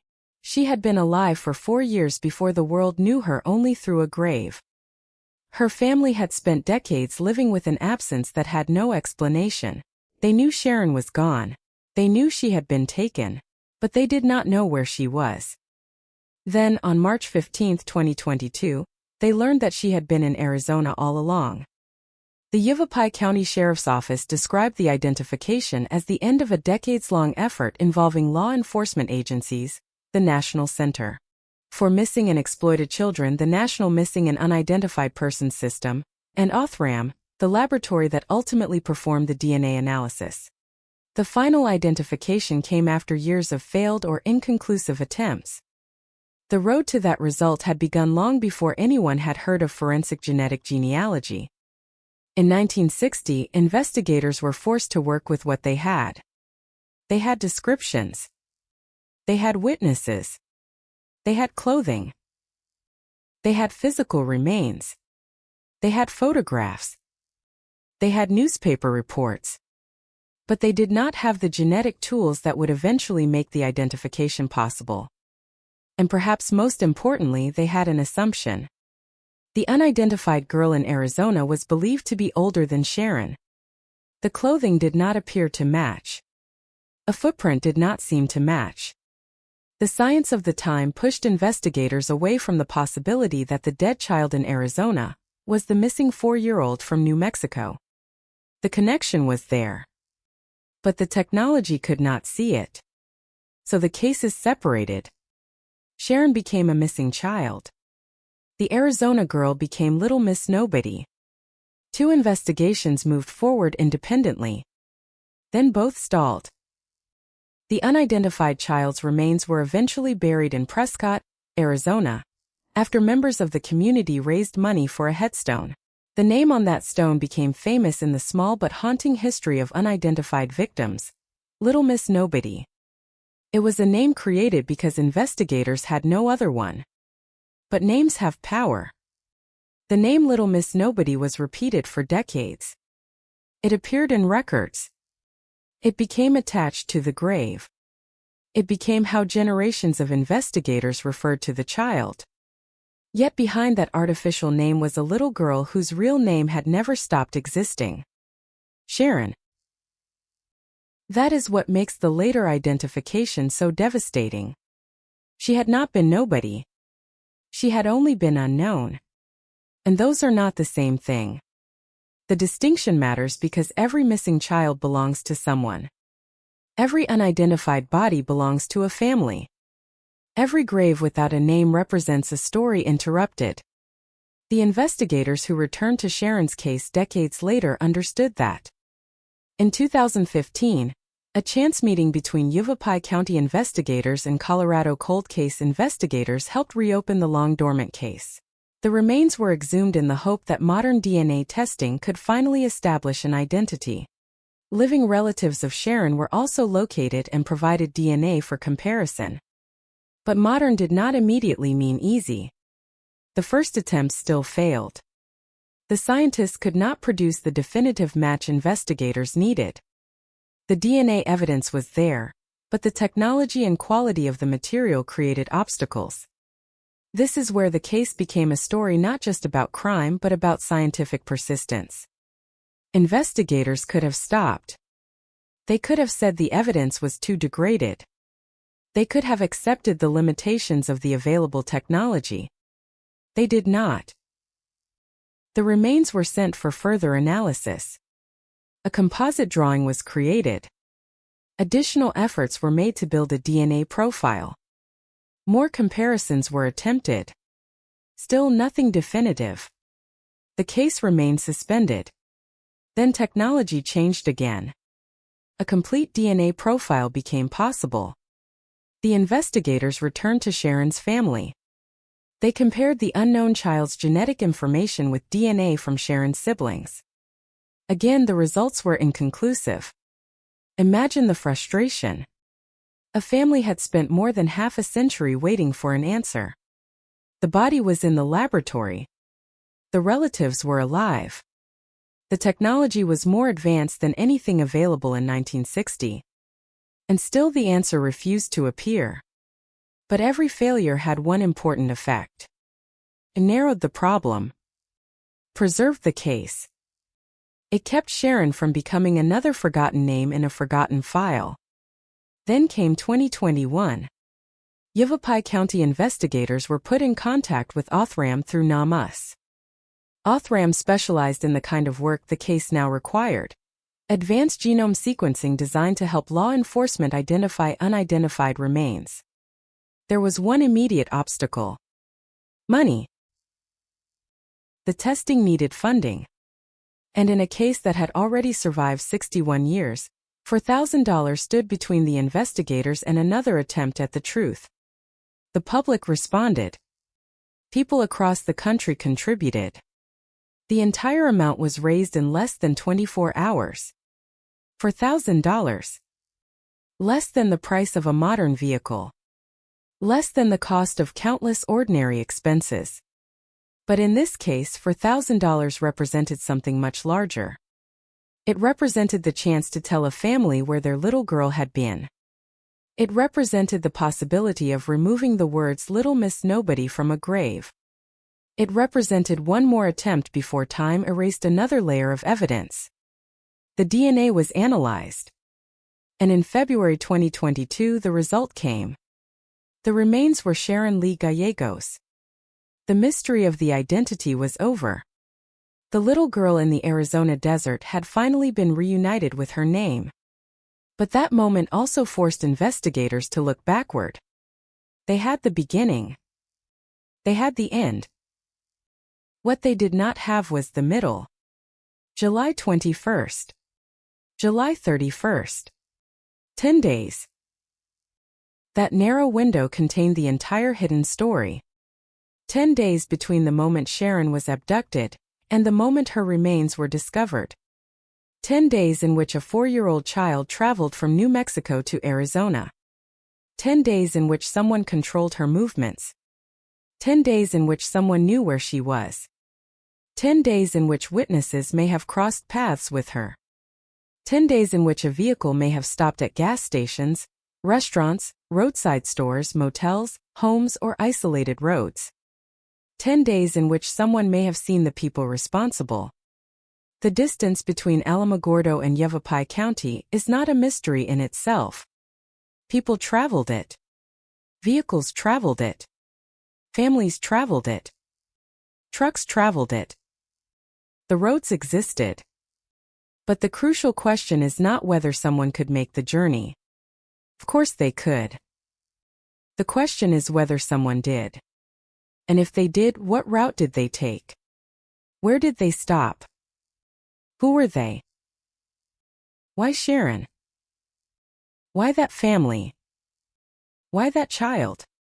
The official account confirms that Sharon was abducted from her grandmother's front yard, and that the suspects were reportedly associated with a 1951 or 1952 dark green Plymouth. The Alamogordo Police Department and the FBI searched for Sharon and the suspects, but neither was found. That vehicle remains one of the most important pieces of the original story.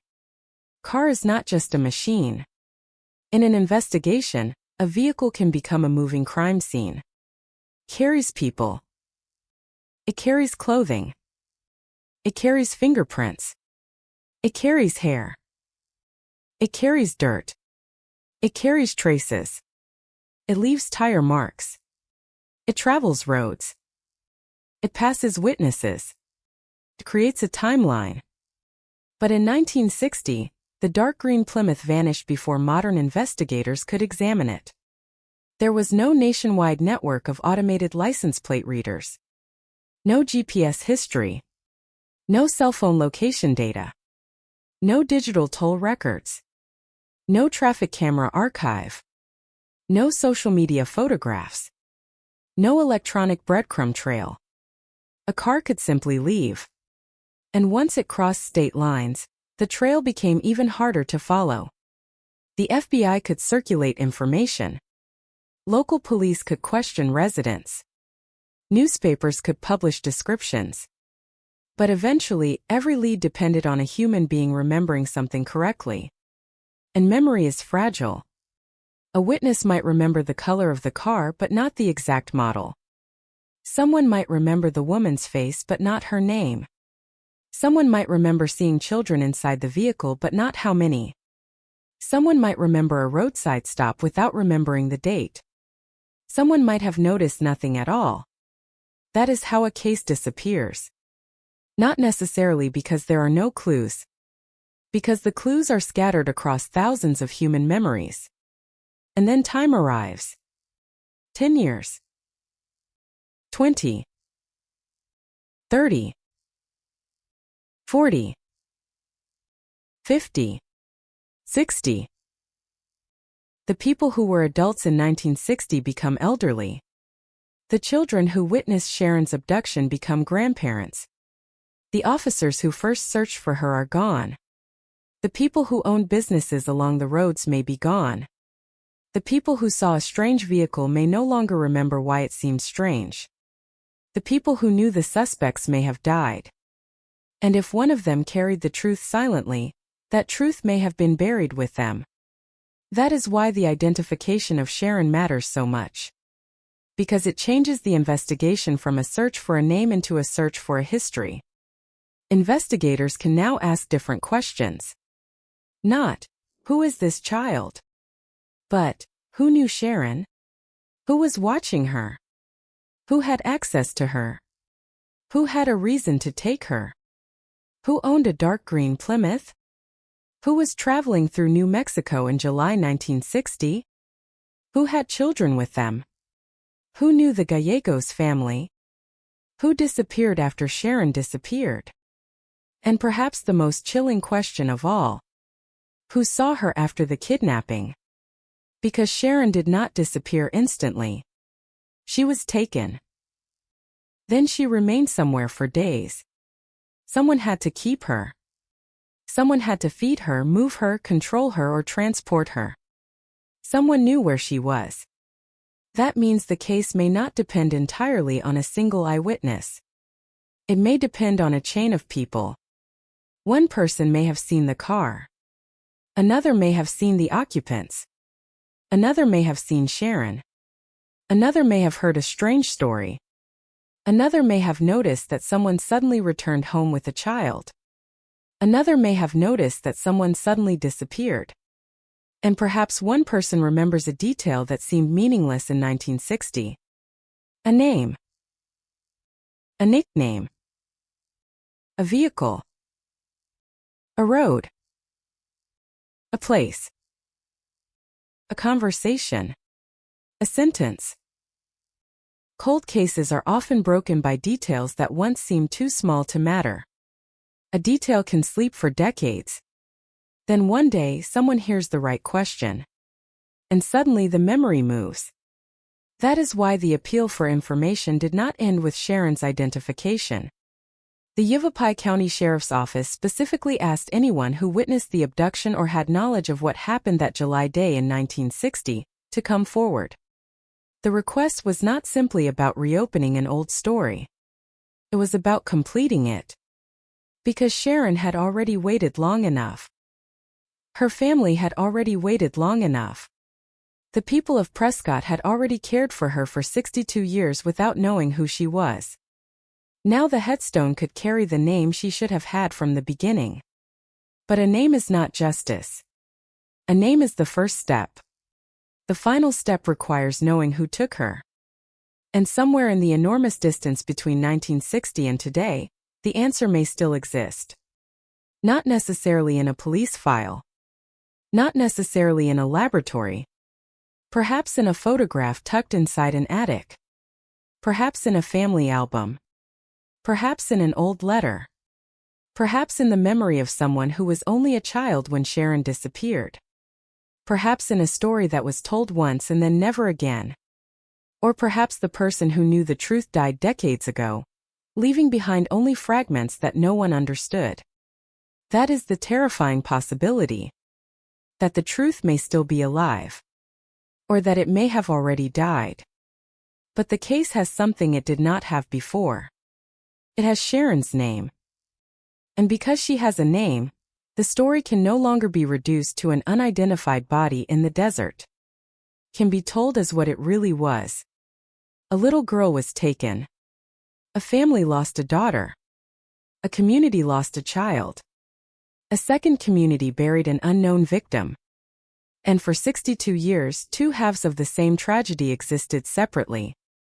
Now those halves are finally together. The grave in Prescott belongs to Sharon Lee Gallegos. The missing person file belongs to Sharon Lee Gallegos. The photographs belong to Sharon Lee Gallegos. The memories belong to Sharon Lee Gallegos.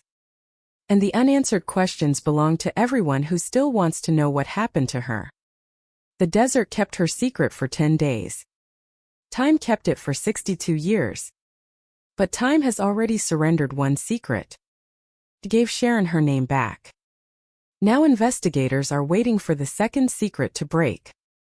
The identity of the people who took her. The reason they chose her. The path they followed. The place where those 10 days were spent.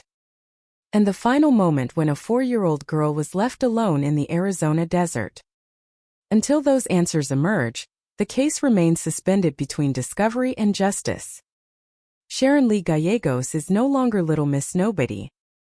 But the people who made her disappear are still nobody to the public. No name. No face. No arrest. No explanation. Only the dark green Plymouth. Only the 10 missing days. Only a grave that waited 6 decades to carry the truth. And somewhere beyond the silence of 1960, there may still be someone who knows exactly where the story changed from an ordinary summer afternoon into one of Arizona's most haunting cold cases. For 62 years, the grave in Prescott carried a name that was never meant to be permanent. Little Miss Nobody. For words carved into stone because investigators had failed to answer the most basic question a dead child could possibly ask without speaking. Who are you? Then in 2022, the stone finally received the truth. Sharon Lee Gallegos, 4 years old, missing from Alamogordo, New Mexico, since July 21, 1960. The unidentified child discovered in the Arizona desert 10 days later was not a stranger to the world after all.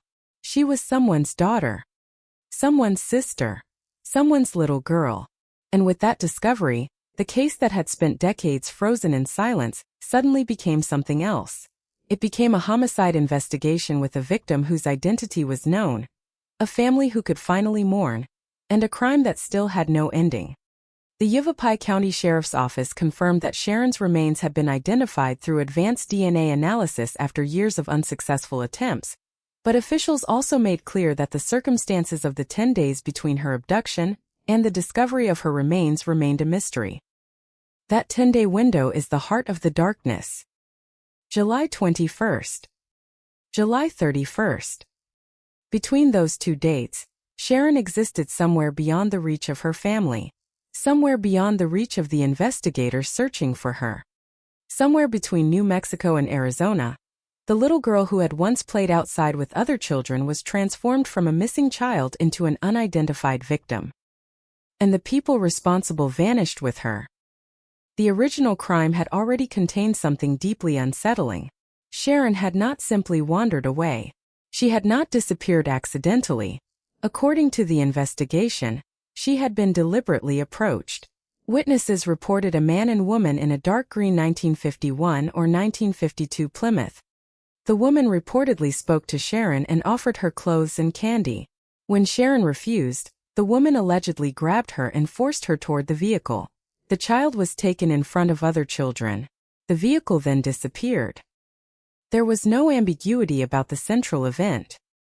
A child had been taken. The mystery was everything that came after. What happened when the car left Alamogordo? Where did it go? Who was driving? Who was the woman? Who were the children reportedly inside the vehicle? Why had Sharon been selected? And how did a kidnapping in New Mexico end with a child's remains in a remote part of Yavapai County, Arizona? Those questions survived longer than almost everyone connected to the original investigation. The world of 1960 offered few ways to preserve an investigation against time. There were no digital databases capable of instantly linking missing person reports across states. There were no cameras recording every intersection. There were no mobile phones generating location histories. There were no genetic genealogy databases waiting decades later for a distant relative to upload a profile. There were paper files, photographs, witness statements, telephone calls, newspaper stories, and memory. Memory became one of the most important pieces of evidence in the Sharon Gallegos case. And memory is dangerous, because people remember events differently. A person might remember a green car. Another might remember a dark-colored car. Someone might remember the driver as tall. Another might remember him as average height. One witness might remember the woman's clothing. Another might remember her face.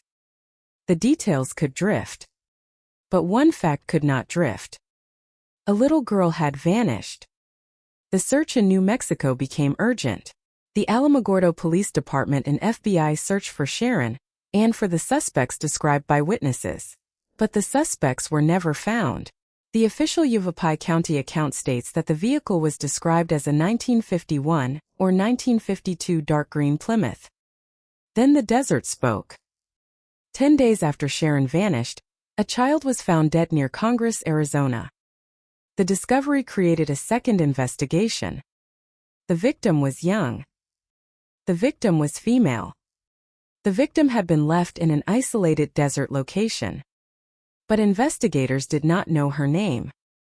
And when investigators tried to determine her age, the early estimates did not match Sharon. That single problem would shape the case for decades. The remains were initially believed to belong to a child older than Sharon. The clothing appeared inconsistent. A footprint recovered in connection with the case was considered a mismatch. Based on the limited science available in 1960, investigators ruled out the missing New Mexico child as a possible identification. Today, that decision is haunting. Because the answer was already there. The dead child in Arizona was Sharon. The missing child in New Mexico was Sharon. But the investigators of 1960 did not have the tools required to prove it. And once that conclusion entered the records, the case is separated. One little girl became a missing person. Another became Little Miss Nobody. The family continued searching for Sharon. Prescott buried an unknown child. The two stories continued independently for decades. The grave remained. The missing person file remained. And the truth waited. That is where the case becomes almost impossible to understand from a modern perspective. Imagine discovering a child's body. Imagine knowing that somewhere in another state, a 4-year-old girl had disappeared. Imagine comparing the two cases. Imagine believing the ages do not match. Imagine looking at the clothing and finding inconsistencies. Imagine examining a footprint and believing it excludes the missing child. And then imagine having no DNA technology capable of overriding those doubts. That was the reality in 1960. The investigation could go only as far as the available science allowed. So the unidentified girl was buried. The community in Prescott raised money for her funeral and headstone. People who had never known her decided that she should not be abandoned completely. She was given a place to rest, even if she could not be given a name. The phrase Little Miss Nobody became attached to the grave. It was a tragic label. But it also represented something important. The community refused to let the child disappear entirely. For decades she remained there. A little girl under Arizona soil. A family in New Mexico without their daughter. A case file waiting for technology to change. And technology did change. The first major modern attempt came in 2015. A chance meeting involving Yavapai County investigators and Colorado cold case investigators led to the old case being reconsidered. The possibility that Little Miss Nobody might actually be Sharon Gallegos was examined again. The remains were exhumed. That decision alone carried enormous weight. A grave that had existed for more than half a century was opened. The unidentified child was removed from the ground so that science could ask a question the investigators of 1960 had been unable to answer. Could DNA finally tell them who she was? Samples were obtained. Living relatives of Sharon were located. The possibility of a definitive match suddenly seemed closer. But science did not immediately deliver the miracle everyone hoped for. The DNA evidence proved difficult. The remains had endured decades. The first laboratory efforts did not produce a definitive identification. Additional testing followed. Again inconclusive. Another attempt. Again uncertainty. The case seemed trapped between two worlds. The old evidence was deteriorating. The new science was improving. But the bridge between them still had gaps. Then the case reached another turning point. Othram, a specialized forensic laboratory, became involved after Yavapai County investigators were connected with the laboratory through the National Missing and Unidentified Persons System. The laboratory's work focuses on advanced forensic DNA testing and genome sequencing for law enforcement cases, including difficult unidentified remains investigations. But the laboratory needed funding. The case had waited 61 years. Now the next attempt depended on raising money. A crowdfunding effort was launched. The target was $4,000. And something remarkable happened. The money was raised in less than 24 hours. People who had no personal connection to Sharon contributed. They were strangers helping another stranger become a person again. That moment matters. Because the case was no longer being carried only by detectives. It was being carried by a community that had decided that 62 years was long enough. The testing proceeded. And in February 2022, the answer finally came. The remains were Sharon Lee Gallegos. The laboratory had done what investigators in 1960 could not. The unknown child had a name. The missing child had a grave. The family had an answer. But the moment of identification did not bring the story to a clean ending. It made the silence louder. Because now investigators knew exactly who the victim was. They knew her age. They knew where she had lived. They knew where she had disappeared. They knew when she had disappeared. They knew where her remains had been found. And they knew that somewhere between those points, another story had unfolded. A story that had never been recovered. The official announcement came on March 15, 2022.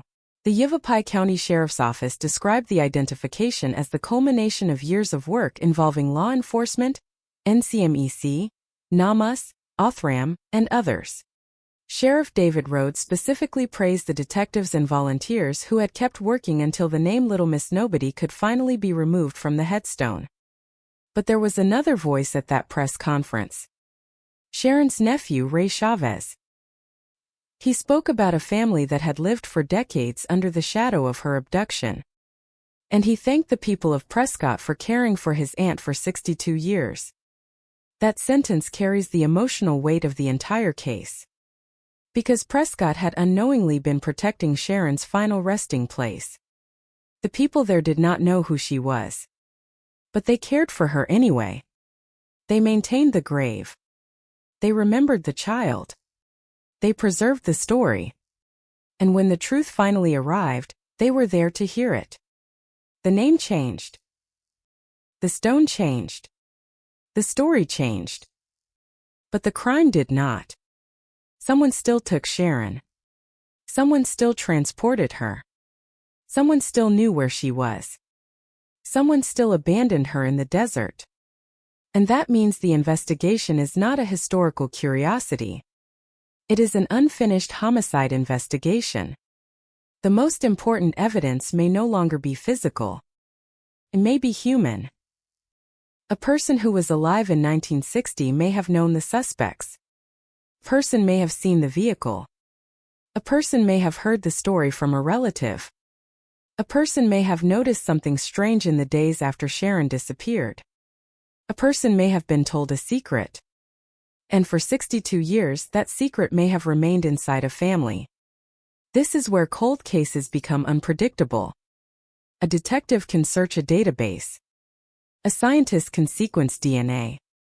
A laboratory can build a genetic profile. But no laboratory can force a witness to remember.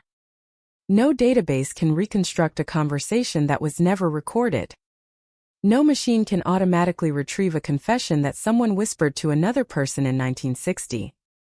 Sometimes the final evidence is a human decision. The decision to speak.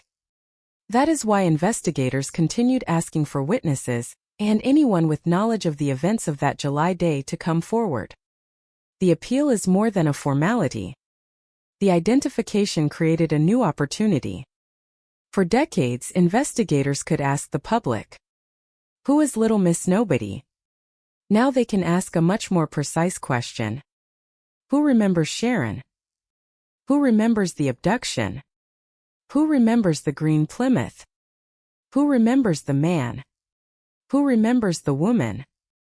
Who remembers the children inside the vehicle? Who remembers seeing that vehicle leave Alamogordo? Who remembers seeing it somewhere else? Who remembers hearing that a little girl had been brought into a household? Who remembers a story that never made sense? Those questions become more powerful as time passes because memory sometimes survives in unexpected ways. A photograph can survive. A diary can survive. A letter can survive. An old newspaper can survive. A family story can survive. A box of documents can survive in an attic for generations. And one forgotten piece of evidence can change everything. There is another reason the green Plymouth matters. Vehicles create movement. Movement creates witnesses. If the suspects drove from New Mexico toward Arizona, they had to pass through places. They had to travel roads. They had to stop at some point. They had to obtain fuel. They may have purchased food. They may have interacted with strangers. They may have stayed somewhere. They may have been seen. But 1960 was an age when those interactions were rarely documented. A gas station attendant might have remembered a strange family. A motel clerk might have remembered a couple traveling with children. A restaurant worker might have remembered a little girl. But unless someone recognized the significance of what they saw, the memory could disappear. There was no reason for a stranger to remember an ordinary family stopping for gasoline. There was no reason for a waitress to remember a child eating lunch. There was no reason for a motel clerk to suspect that the people standing at the desk had just abducted a child. The clues may have looked ordinary. That is what makes the case so difficult. The extraordinary crime may have been surrounded by completely ordinary moments. A door opening. A gas pump running. A restaurant bell ringing. A highway stretching toward the horizon. A little girl sitting silently inside a car. And then another road. Another town. Another stop. Another hour. The clock continued moving. Until July 31st. Until the desert. Until the discovery. Until the grave. And after that, the clock did not stop. It simply slowed. The case went cold. The name Little Miss Nobody became part of Arizona's cold case history. Then decades later, the clock started again. 2015. Exhumation. DNA. New testing. 2021. Uthram. Crowdfunding. Genome sequencing. 2022. Identification. Sharon Lee Gallegos. One breakthrough. But not the final one. Because there is a strange symmetry in this case. In 1960, investigators knew where the story began but not where it ended. In 2022, investigators knew where it ended but still did not know everything that happened in between. The beginning was Alamogordo. The ending was the Arizona desert. The missing piece was the journey, 10 days. That is the space where the truth is hiding. And 10 days can contain an entire life. For Sharon, they contain the final chapter of her childhood. For the investigators, they contain the unanswered crime. For her family, they contain decades of questions. For Prescott, they contain the memory of the unknown girl whose grave became a symbol of compassion.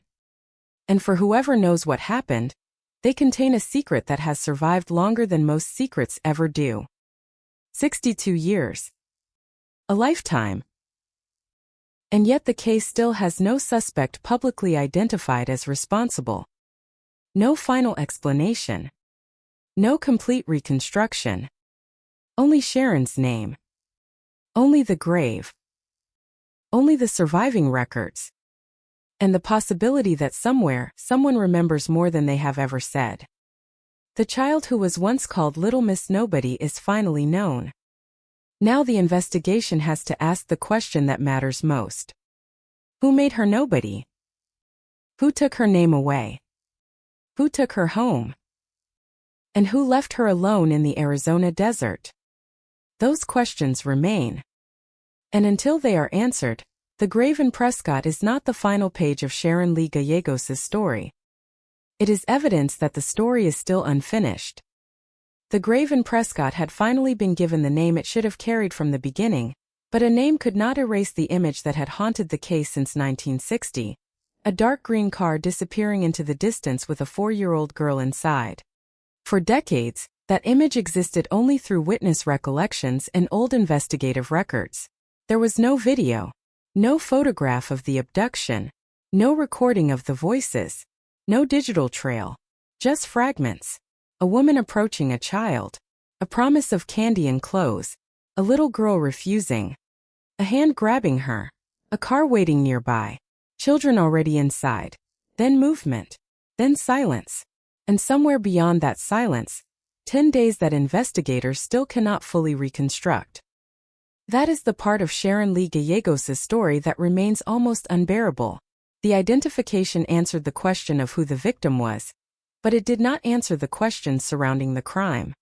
The official investigation continues to treat the circumstances of her death as unresolved, and authorities have appealed to anyone with information about her abduction, or what happened afterward. ycsos.gov, https://www.ycsos.gov/news-articles/little-miss-nobody-identified UTM_source =chatgpt.com. The original witnesses were children. That detail changes everything. Children remember differently from adults. They remember colors, faces, objects, strange details, but they may not understand what they are seeing until many years later. A child watching another child being taken might understand only that something frightening is happening. They may not know the importance of a license plate. They may not know why the model of a car matters. They may not understand that the woman smiling at Sharon is not someone who should be trusted. And yet those children carried the memory. Imagine growing older while remembering that afternoon. Imagine becoming an adult. Then a parent. Then a grandparent. And still remembering the moment a little girl disappeared. For those witnesses, Sharon's face may have remained connected to one terrible afternoon even when the rest of their childhood became distant. The case itself changed as they changed. The original descriptions were preserved in police records. The dark green vehicle remained one of the most important details. The suspects were described as a man and woman. The woman was the person who physically took Sharon. The man was associated with the vehicle.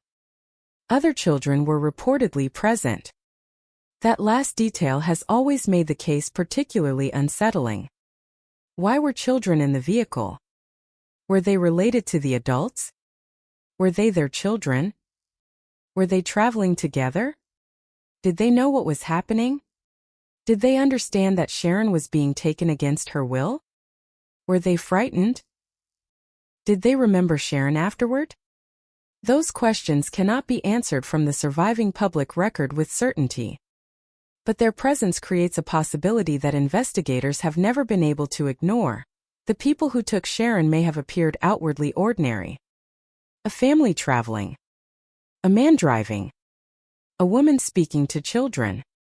Children sitting inside a car. Nothing about the scene necessarily announced danger until the moment the woman grabbed Sharon. That is precisely how many frightening crimes hide in plain sight. They do not always begin with violence. Sometimes they begin with conversation. A question. A smile. An offer. Promise. And then suddenly everything changes. Sharon had reportedly been wary of the dark green car before the abduction. That detail has become one of the most disturbing elements of the case because it suggests that the vehicle may not have been appearing for the first time on July 21st. Investigators have reported that she had previously shown fear when she saw the vehicle and had asked relatives to carry her past it. ycsos.gov, https://www.ycsos. gov/news-articles/little-miss-nobody-identified UTM_source =chatgpt.com. If that recollection is accurate, then the kidnapping may have been the final stage of something that began earlier. Someone may have noticed Sharon before July 21st. Someone may have approached the family. Someone may have asked questions. Someone may have been testing how much the family noticed. That possibility makes the earlier encounters more significant. A woman reportedly asked about Sharon. She reportedly asked about her mother. She reportedly asked where the family lived. There was even an account that the woman had presented herself as someone who could offer Sharon's mother employment. At the time, those details were only suspicious in hindsight. But hindsight can be cruel. Because once Sharon was gone, every strange encounter became part of the puzzle. The woman at the door. The questions. The green vehicle. The child's fear. The final approach. The candy. The clothes. The struggle. The departure. Each piece seemed to point toward preparation. But preparation for what? That is where the case becomes almost impossible to penetrate. There is no confirmed public motive explaining why Sharon was targeted. No publicly established connection between her family and the abductors. No known ransom demand. No confirmed explanation for why she was taken. No verified account explaining what the perpetrators intended when they approached her. The absence of a known motive is not evidence that there was no motive. It simply means investigators have not been able to establish one. And that distinction matters. Because cold cases are full of theories. Some sound convincing. Some sound impossible. Some are repeated so often that people eventually mistake them for facts. But Sharon's story deserves something different. It deserves the line between what is known and what is imagined to remain clear. What is known is that she disappeared. What is known is that witnesses reported an abduction. What is known is that a vehicle and 2 adults were described. What is known is that a child's remains were discovered in Arizona 10 days later. What is known is that those remains were ultimately identified as Sharon through modern DNA testing. What is not known is who killed her. What is not known is precisely how she died. What is not known is the complete route from New Mexico to Arizona. What is not known is what happened during those 10 days.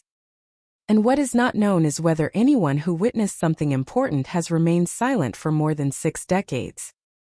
Those unknowns are where the investigation lives. They are also where the passage of time becomes the enemy. The people who knew Sharon's family in 1960 are now elderly or deceased. The officers who searched for her are gone. The witnesses who saw the car have aged. The children who watched the kidnapping are now old enough to have grandchildren of their own. A person who was 20 years old in 1960 would be 86 today. A person who was 10 would be 76. A person who was 5 would be 71. The witnesses are not disappearing because the case is unimportant. They are disappearing because time does not stop for investigations. That is why every cold case eventually becomes a race against memory. And Sharon's case has been running that race for more than 6 decades. But technology has also created opportunities that did not exist in 1960. The same advances that finally identified Sharon could potentially help investigators examine other evidence in new ways. DNA may identify people. Modern forensic analysis can sometimes extract information from material that earlier investigators could not use. Old photographs can be enhanced. Documents can be digitized. Records can be cross-referenced. Family histories can be reconstructed. And forgotten connections can sometimes emerge from information that once existed in separate files. But there is an important limit. Science cannot manufacture evidence that was never preserved. If a piece of physical evidence disappeared in 1960, modern technology cannot bring it back. If a witness forgot a face, an algorithm cannot necessarily recreate the memory.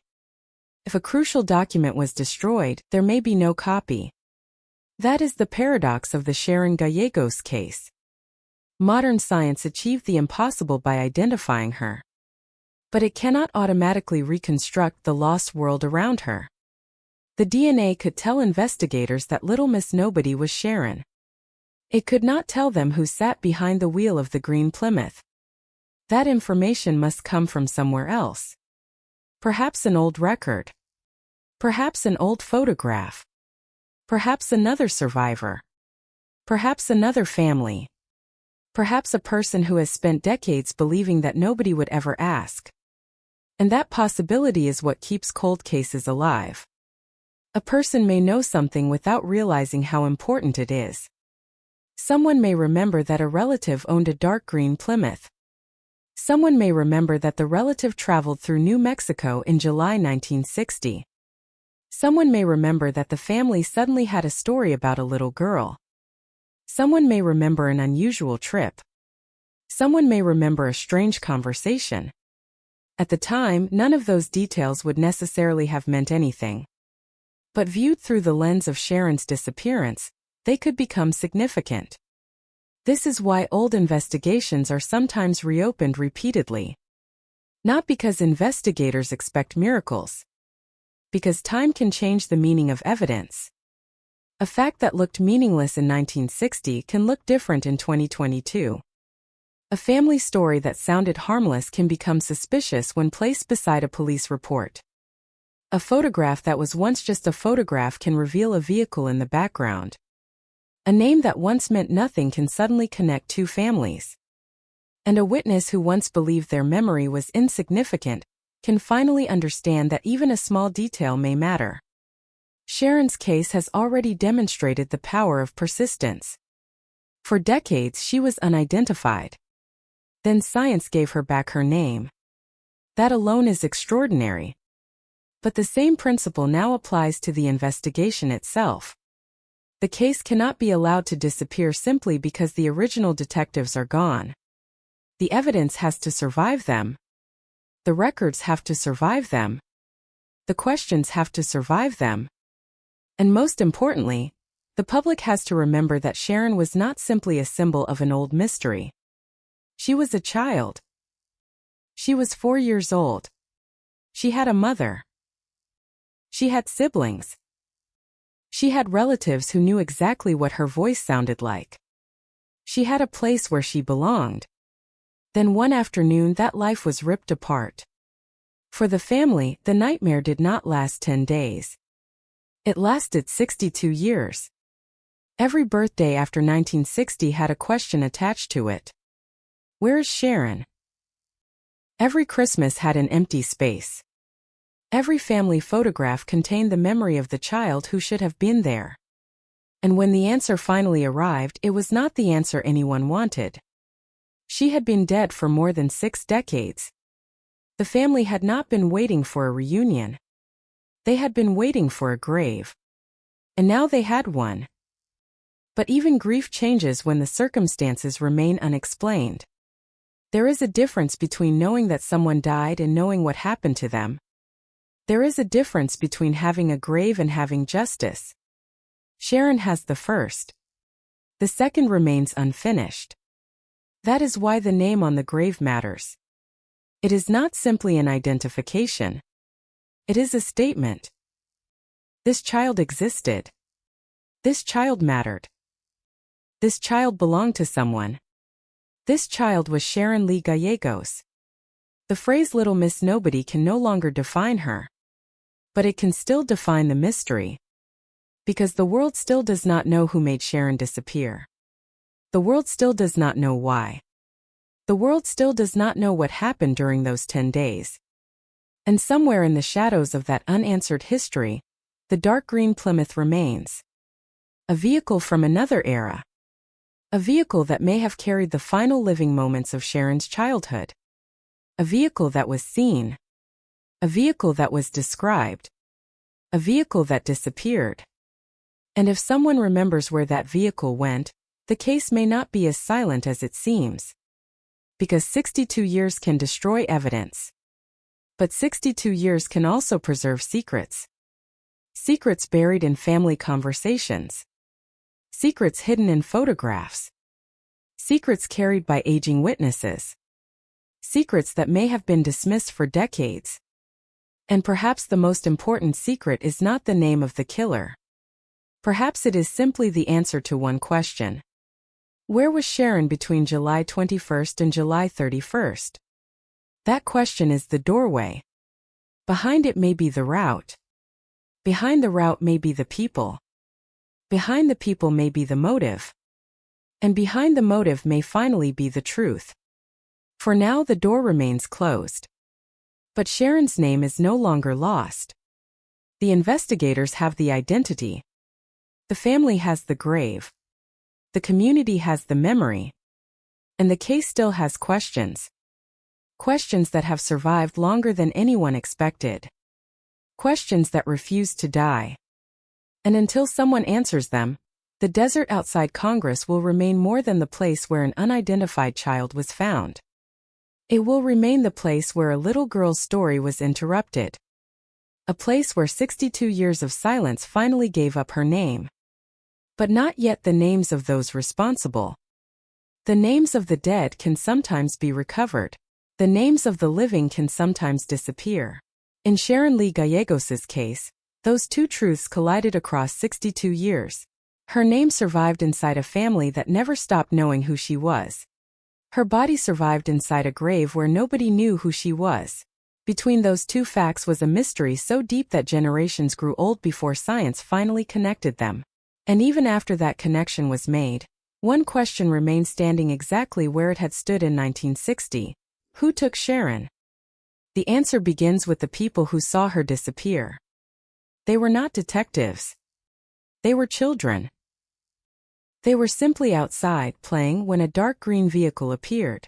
They could not have known that what they were witnessing would become one of the most enduring mysteries connected to an unidentified child in Arizona. They could not have known that their descriptions would be preserved in investigative records and repeated decades later. They could not have known that the little girl being pulled toward the car would eventually become known across the country as Little Miss Nobody. They only knew that Sharon was being taken. That detail matters because the kidnapping did not happen in a hidden room or an isolated wilderness. It happened in a neighborhood. It happened during the day. There were witnesses. The woman did not simply lure Sharon away and vanish without resistance. According to accounts cited by investigators, Sharon refused the offer of candy and clothes, and the woman physically grabbed her and forced her into the vehicle. ycsos.gov, https://www.ycsos.gov/news-articles/little-miss-nobody-identified?UTM_source =ChatGPT.com. The image is difficult to escape. A 4-year-old refusing. A stranger insisting. A hand reaching for the child. Other children watching. A car waiting. Then the engine. Then the road. Then nothing. For Sharon's family, the disappearance must have felt like the world had suddenly been split in two. Before the car, After the car. Before July 21st. After July 21st. The police had a description. They had a vehicle. They had descriptions of the adults. They had witnesses. The search began immediately. But a search is only as powerful as the information behind it. In 1960, information moved slowly. A photograph could be printed. A description could be transmitted. Police departments could call one another. Newspapers could publish appeals. The FBI could become involved. But the modern system of instant information did not exist. A child could cross a state line before investigators in the original town had even finished organizing the search. And Sharon was believed to have been taken away from New Mexico. The distance created an advantage for whoever had her. Every mile placed another layer between the child and the people searching for her. Every hour made the trail colder. And somewhere along that journey, Sharon disappeared from public view. Then, 10 days later, the desert produced the answer to one question. Not who she was. Only that she was dead. A teacher searching for rocks near Congress, Arizona, discovered the remains of a child in a remote wash. The discovery was shocking, but the investigation immediately faced another problem. The body did not come with identification. The girl had no name investigators could verify. The evidence available in 1960 was limited, and early estimates of her age contributed to the belief that she was not Sharon. ycsos.gov, https://www.ycsos.gov/news-articles/little-miss-nobody-identified UTM_source =chatgpt.com. That decision would become one of the defining twists of the case. Because Sharon's family was searching for a 4-year-old. Arizona investigators believed they had a girl who was older. The two cases existed side by side. But they did not merge. The dead child was buried. The missing child remained missing. And time began building the wall between them. For the people of Prescott, the unidentified child became a local mystery. The community raised money for her funeral and headstone. More than 70 mourners attended the service. The unknown girl was given dignity even though she had been denied identity. TheGuardian.com, https://www.theguardian.com/-news/2022/mar/16/little-miss-nobody-identified-sharon-leadishagos- remains ?UTM_source =chatgpt.com. That is one of the most haunting details of the entire story. Strangers mourned Sharon before they knew her name. They stood beside her grave without knowing her family. They cared for a child whose mother was somewhere in New Mexico, still wondering where her daughter had gone. The community gave her something her own family could not give at the time. Place to rest. But the grave carried the wrong name. Little Miss Nobody. The words were never meant to describe who Sharon was. They described what investigators did not know. Yet as the years passed, the label became stronger than the mystery surrounding it. People remembered the unidentified child. Investigators revisited the file. The case became part of Arizona's collection of unsolved mysteries. But Sharon's real identity was still waiting. And so was her family. The decades that followed were not simply empty years. Investigators continued trying to understand the case. Missing children were compared. Descriptions were reviewed. Potential identifications were examined. But the technology available could not provide the certainty required. Then science began to change the rules. DNA had already transformed criminal investigations by the late 20th century. But identifying unidentified remains could be much more difficult than identifying a known suspect from a crime scene. The genetic material might be degraded. The remains might be decades old. There might be no direct relative available for comparison. In Sharon's case, investigators repeatedly confronted those limitations. In 2015, renewed attention was brought to Little Miss Nobody. Yavapai County investigators and cold case investigators from Colorado became connected. leading to a fresh effort to determine whether the unidentified child could be Sharon. The remains were exhumed and DNA testing was pursued. ycsos.gov, https://www.ycsos.gov/news-articles/little-miss-nobody-identified?UTM_source =chatgpt.com. The grave was opened. The case was reopened. But the answer still did not come immediately. That is an important part of the story because cold case breakthroughs are rarely as simple as a single test producing a perfect answer. There are failed tests. There are inconclusive results. There are samples too degraded to use. There are relatives who cannot be located. There are databases that contain no match. There are scientific techniques that work in one case but fail in another. Investigators can be standing inches away from the truth and still be unable to prove it. That was Sharon's case. For years, the evidence refused to speak clearly. Then the investigation reached Othram, a laboratory specializing in advanced forensic DNA analysis. The case had already survived decades. Now it needed technology capable of working with difficult evidence. ycsos.gov, https://www.ycsos.gov/news-articles/little-miss-nobody-identified?UTM_source =chatgpt.com. But there was another obstacle. Funding. The testing required approximately $4,000.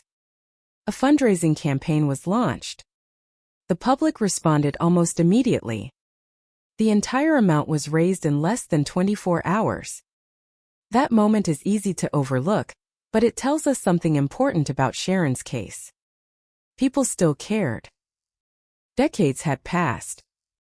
The original investigators were long gone. The world had changed beyond recognition. Yet when someone asked for help identifying an unknown child, strangers answered. The laboratory work continued. And eventually, the DNA spoke with the clarity that investigators had been waiting for. The remains were Sharon Lee Gallegos. The child buried in Prescott was the girl who had disappeared from Alamogordo. Little Miss Nobody was not an unknown child anymore. She had a name.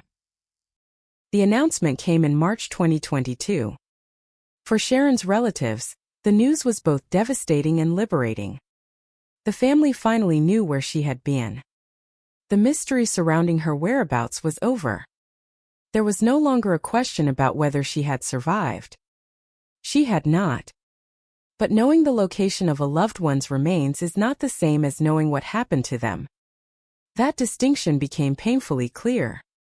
The identification did not reveal the killer. It did not establish a publicly known motive. It did not reconstruct the 10 days between the abduction and the discovery. And it did not explain the suspicious encounters that may have preceded the kidnapping. Those earlier encounters deserve attention. Because according to investigators, Sharon had reportedly been frightened by the same dark green vehicle before she disappeared. The Yavapai County Sheriff's Office has described accounts indicating that the child had reacted fearfully to the vehicle, and that relatives had sometimes carried her past it. ycsos.gov, https://www.ycsos.gov/news-articles/little-miss-nobody-identified?UTM_source =chatgpt.com. If true, this means the vehicle may have been part of Sharon's world before the kidnapping. It was not simply a car that appeared once. It may have been familiar. And familiarity can be terrifying when the reason for it is finally understood. A child may notice a car long before an adult recognizes its significance. A child may remember color, shape, sound. A particular person sitting behind the wheel. A 4-year-old may not have the words to explain why she is frightened. She may only know that something feels wrong. That possibility makes the earlier reports of a woman asking about Sharon even more significant. Investigators have reported that the woman was interested in the family and had asked questions about Sharon and her mother. There was reportedly an attempt to present an employment-related reason for contacting the family. ycsos.gov, https://www.ycsos.gov/news-articles/little-miss-nobody-identified question =UTM_source=chatgpt.com. Was that connected to the kidnapping? Investigators have never publicly established the answer. But the question remains. If the woman was gathering information, what information was she seeking? If Sharon was being watched, how long had the surveillance lasted? If the vehicle had appeared before, why? And if Sharon was deliberately selected, why her? Those questions are more disturbing now because the identification has removed one layer of uncertainty. The investigators know they were looking for Sharon. They know the child in Arizona was Sharon. They know the kidnapping was not a misunderstanding. They know the victim did not simply disappear. And they know the people responsible had enough control to transport her across state lines. What they still do not know is what happened inside that missing window. The 10 days are almost like a locked room. July 21st is the entrance. July 31st is the exit. Inside is Sharon. Inside are the abductors. Inside is the vehicle. Inside are the unanswered movements. And somewhere inside that period lies the final sequence of her life. If the perpetrators stopped for fuel, someone may have seen them. If they purchased food, someone may have served them. If they stayed somewhere, someone may have remembered them. If they spoke to another person, that conversation may have been preserved in memory. If the children inside the vehicle were known to them, those children may have carried memories of Sharon for decades. But memory is not evidence until someone speaks. That is why the passage of time can feel so cruel. The investigators can reconstruct the beginning. They can reconstruct the discovery. They can reconstruct the identification. But the middle remains dark. And the middle is where the answers are. There is another painful reality. The people who could have answered these questions were born into a world that no longer exists. The roads looked different. The towns were smaller. The communication systems were primitive by today's standards. Records were stored on paper. Photographs were physical objects. News traveled through newspapers and radio. And when a person disappeared, information depended heavily on people recognizing the photograph and remembering the story. Today, a missing child can be entered into databases almost instantly. In 1960, the search depended on human networks. A police officer. A neighbor. A newspaper editor. A truck driver. A gas station attendant. A teacher. A motel clerk. A stranger on a highway. The entire investigation could depend on someone noticing something unusual and understanding that it mattered. That is why one forgotten witness could still be important. Someone may have seen Sharon after she was taken. Someone may have seen the green Plymouth. Someone may have recognized the woman. Someone may have recognized the man. Someone may have known the children inside the vehicle. Someone may have remembered a strange family traveling through the area. And someone may still have that memory today. The Yavapai County Sheriff's Office continues to regard the case as unresolved and has asked anyone with information about Sharon's abduction to come forward. ycsos.gov, https://www.ycsos.gov/news-articles/little-miss-nobody-identified UTM_source=chatgpt.com. That appeal is not aimed only at people who personally witnessed the kidnapping. It is also aimed at people who may have learned something later. A person does not have to have seen the crime to possess useful information. They may have heard a relative mention it. They may have found an old photograph. They may have inherited documents. They may remember a vehicle. They may know a name that was never investigated.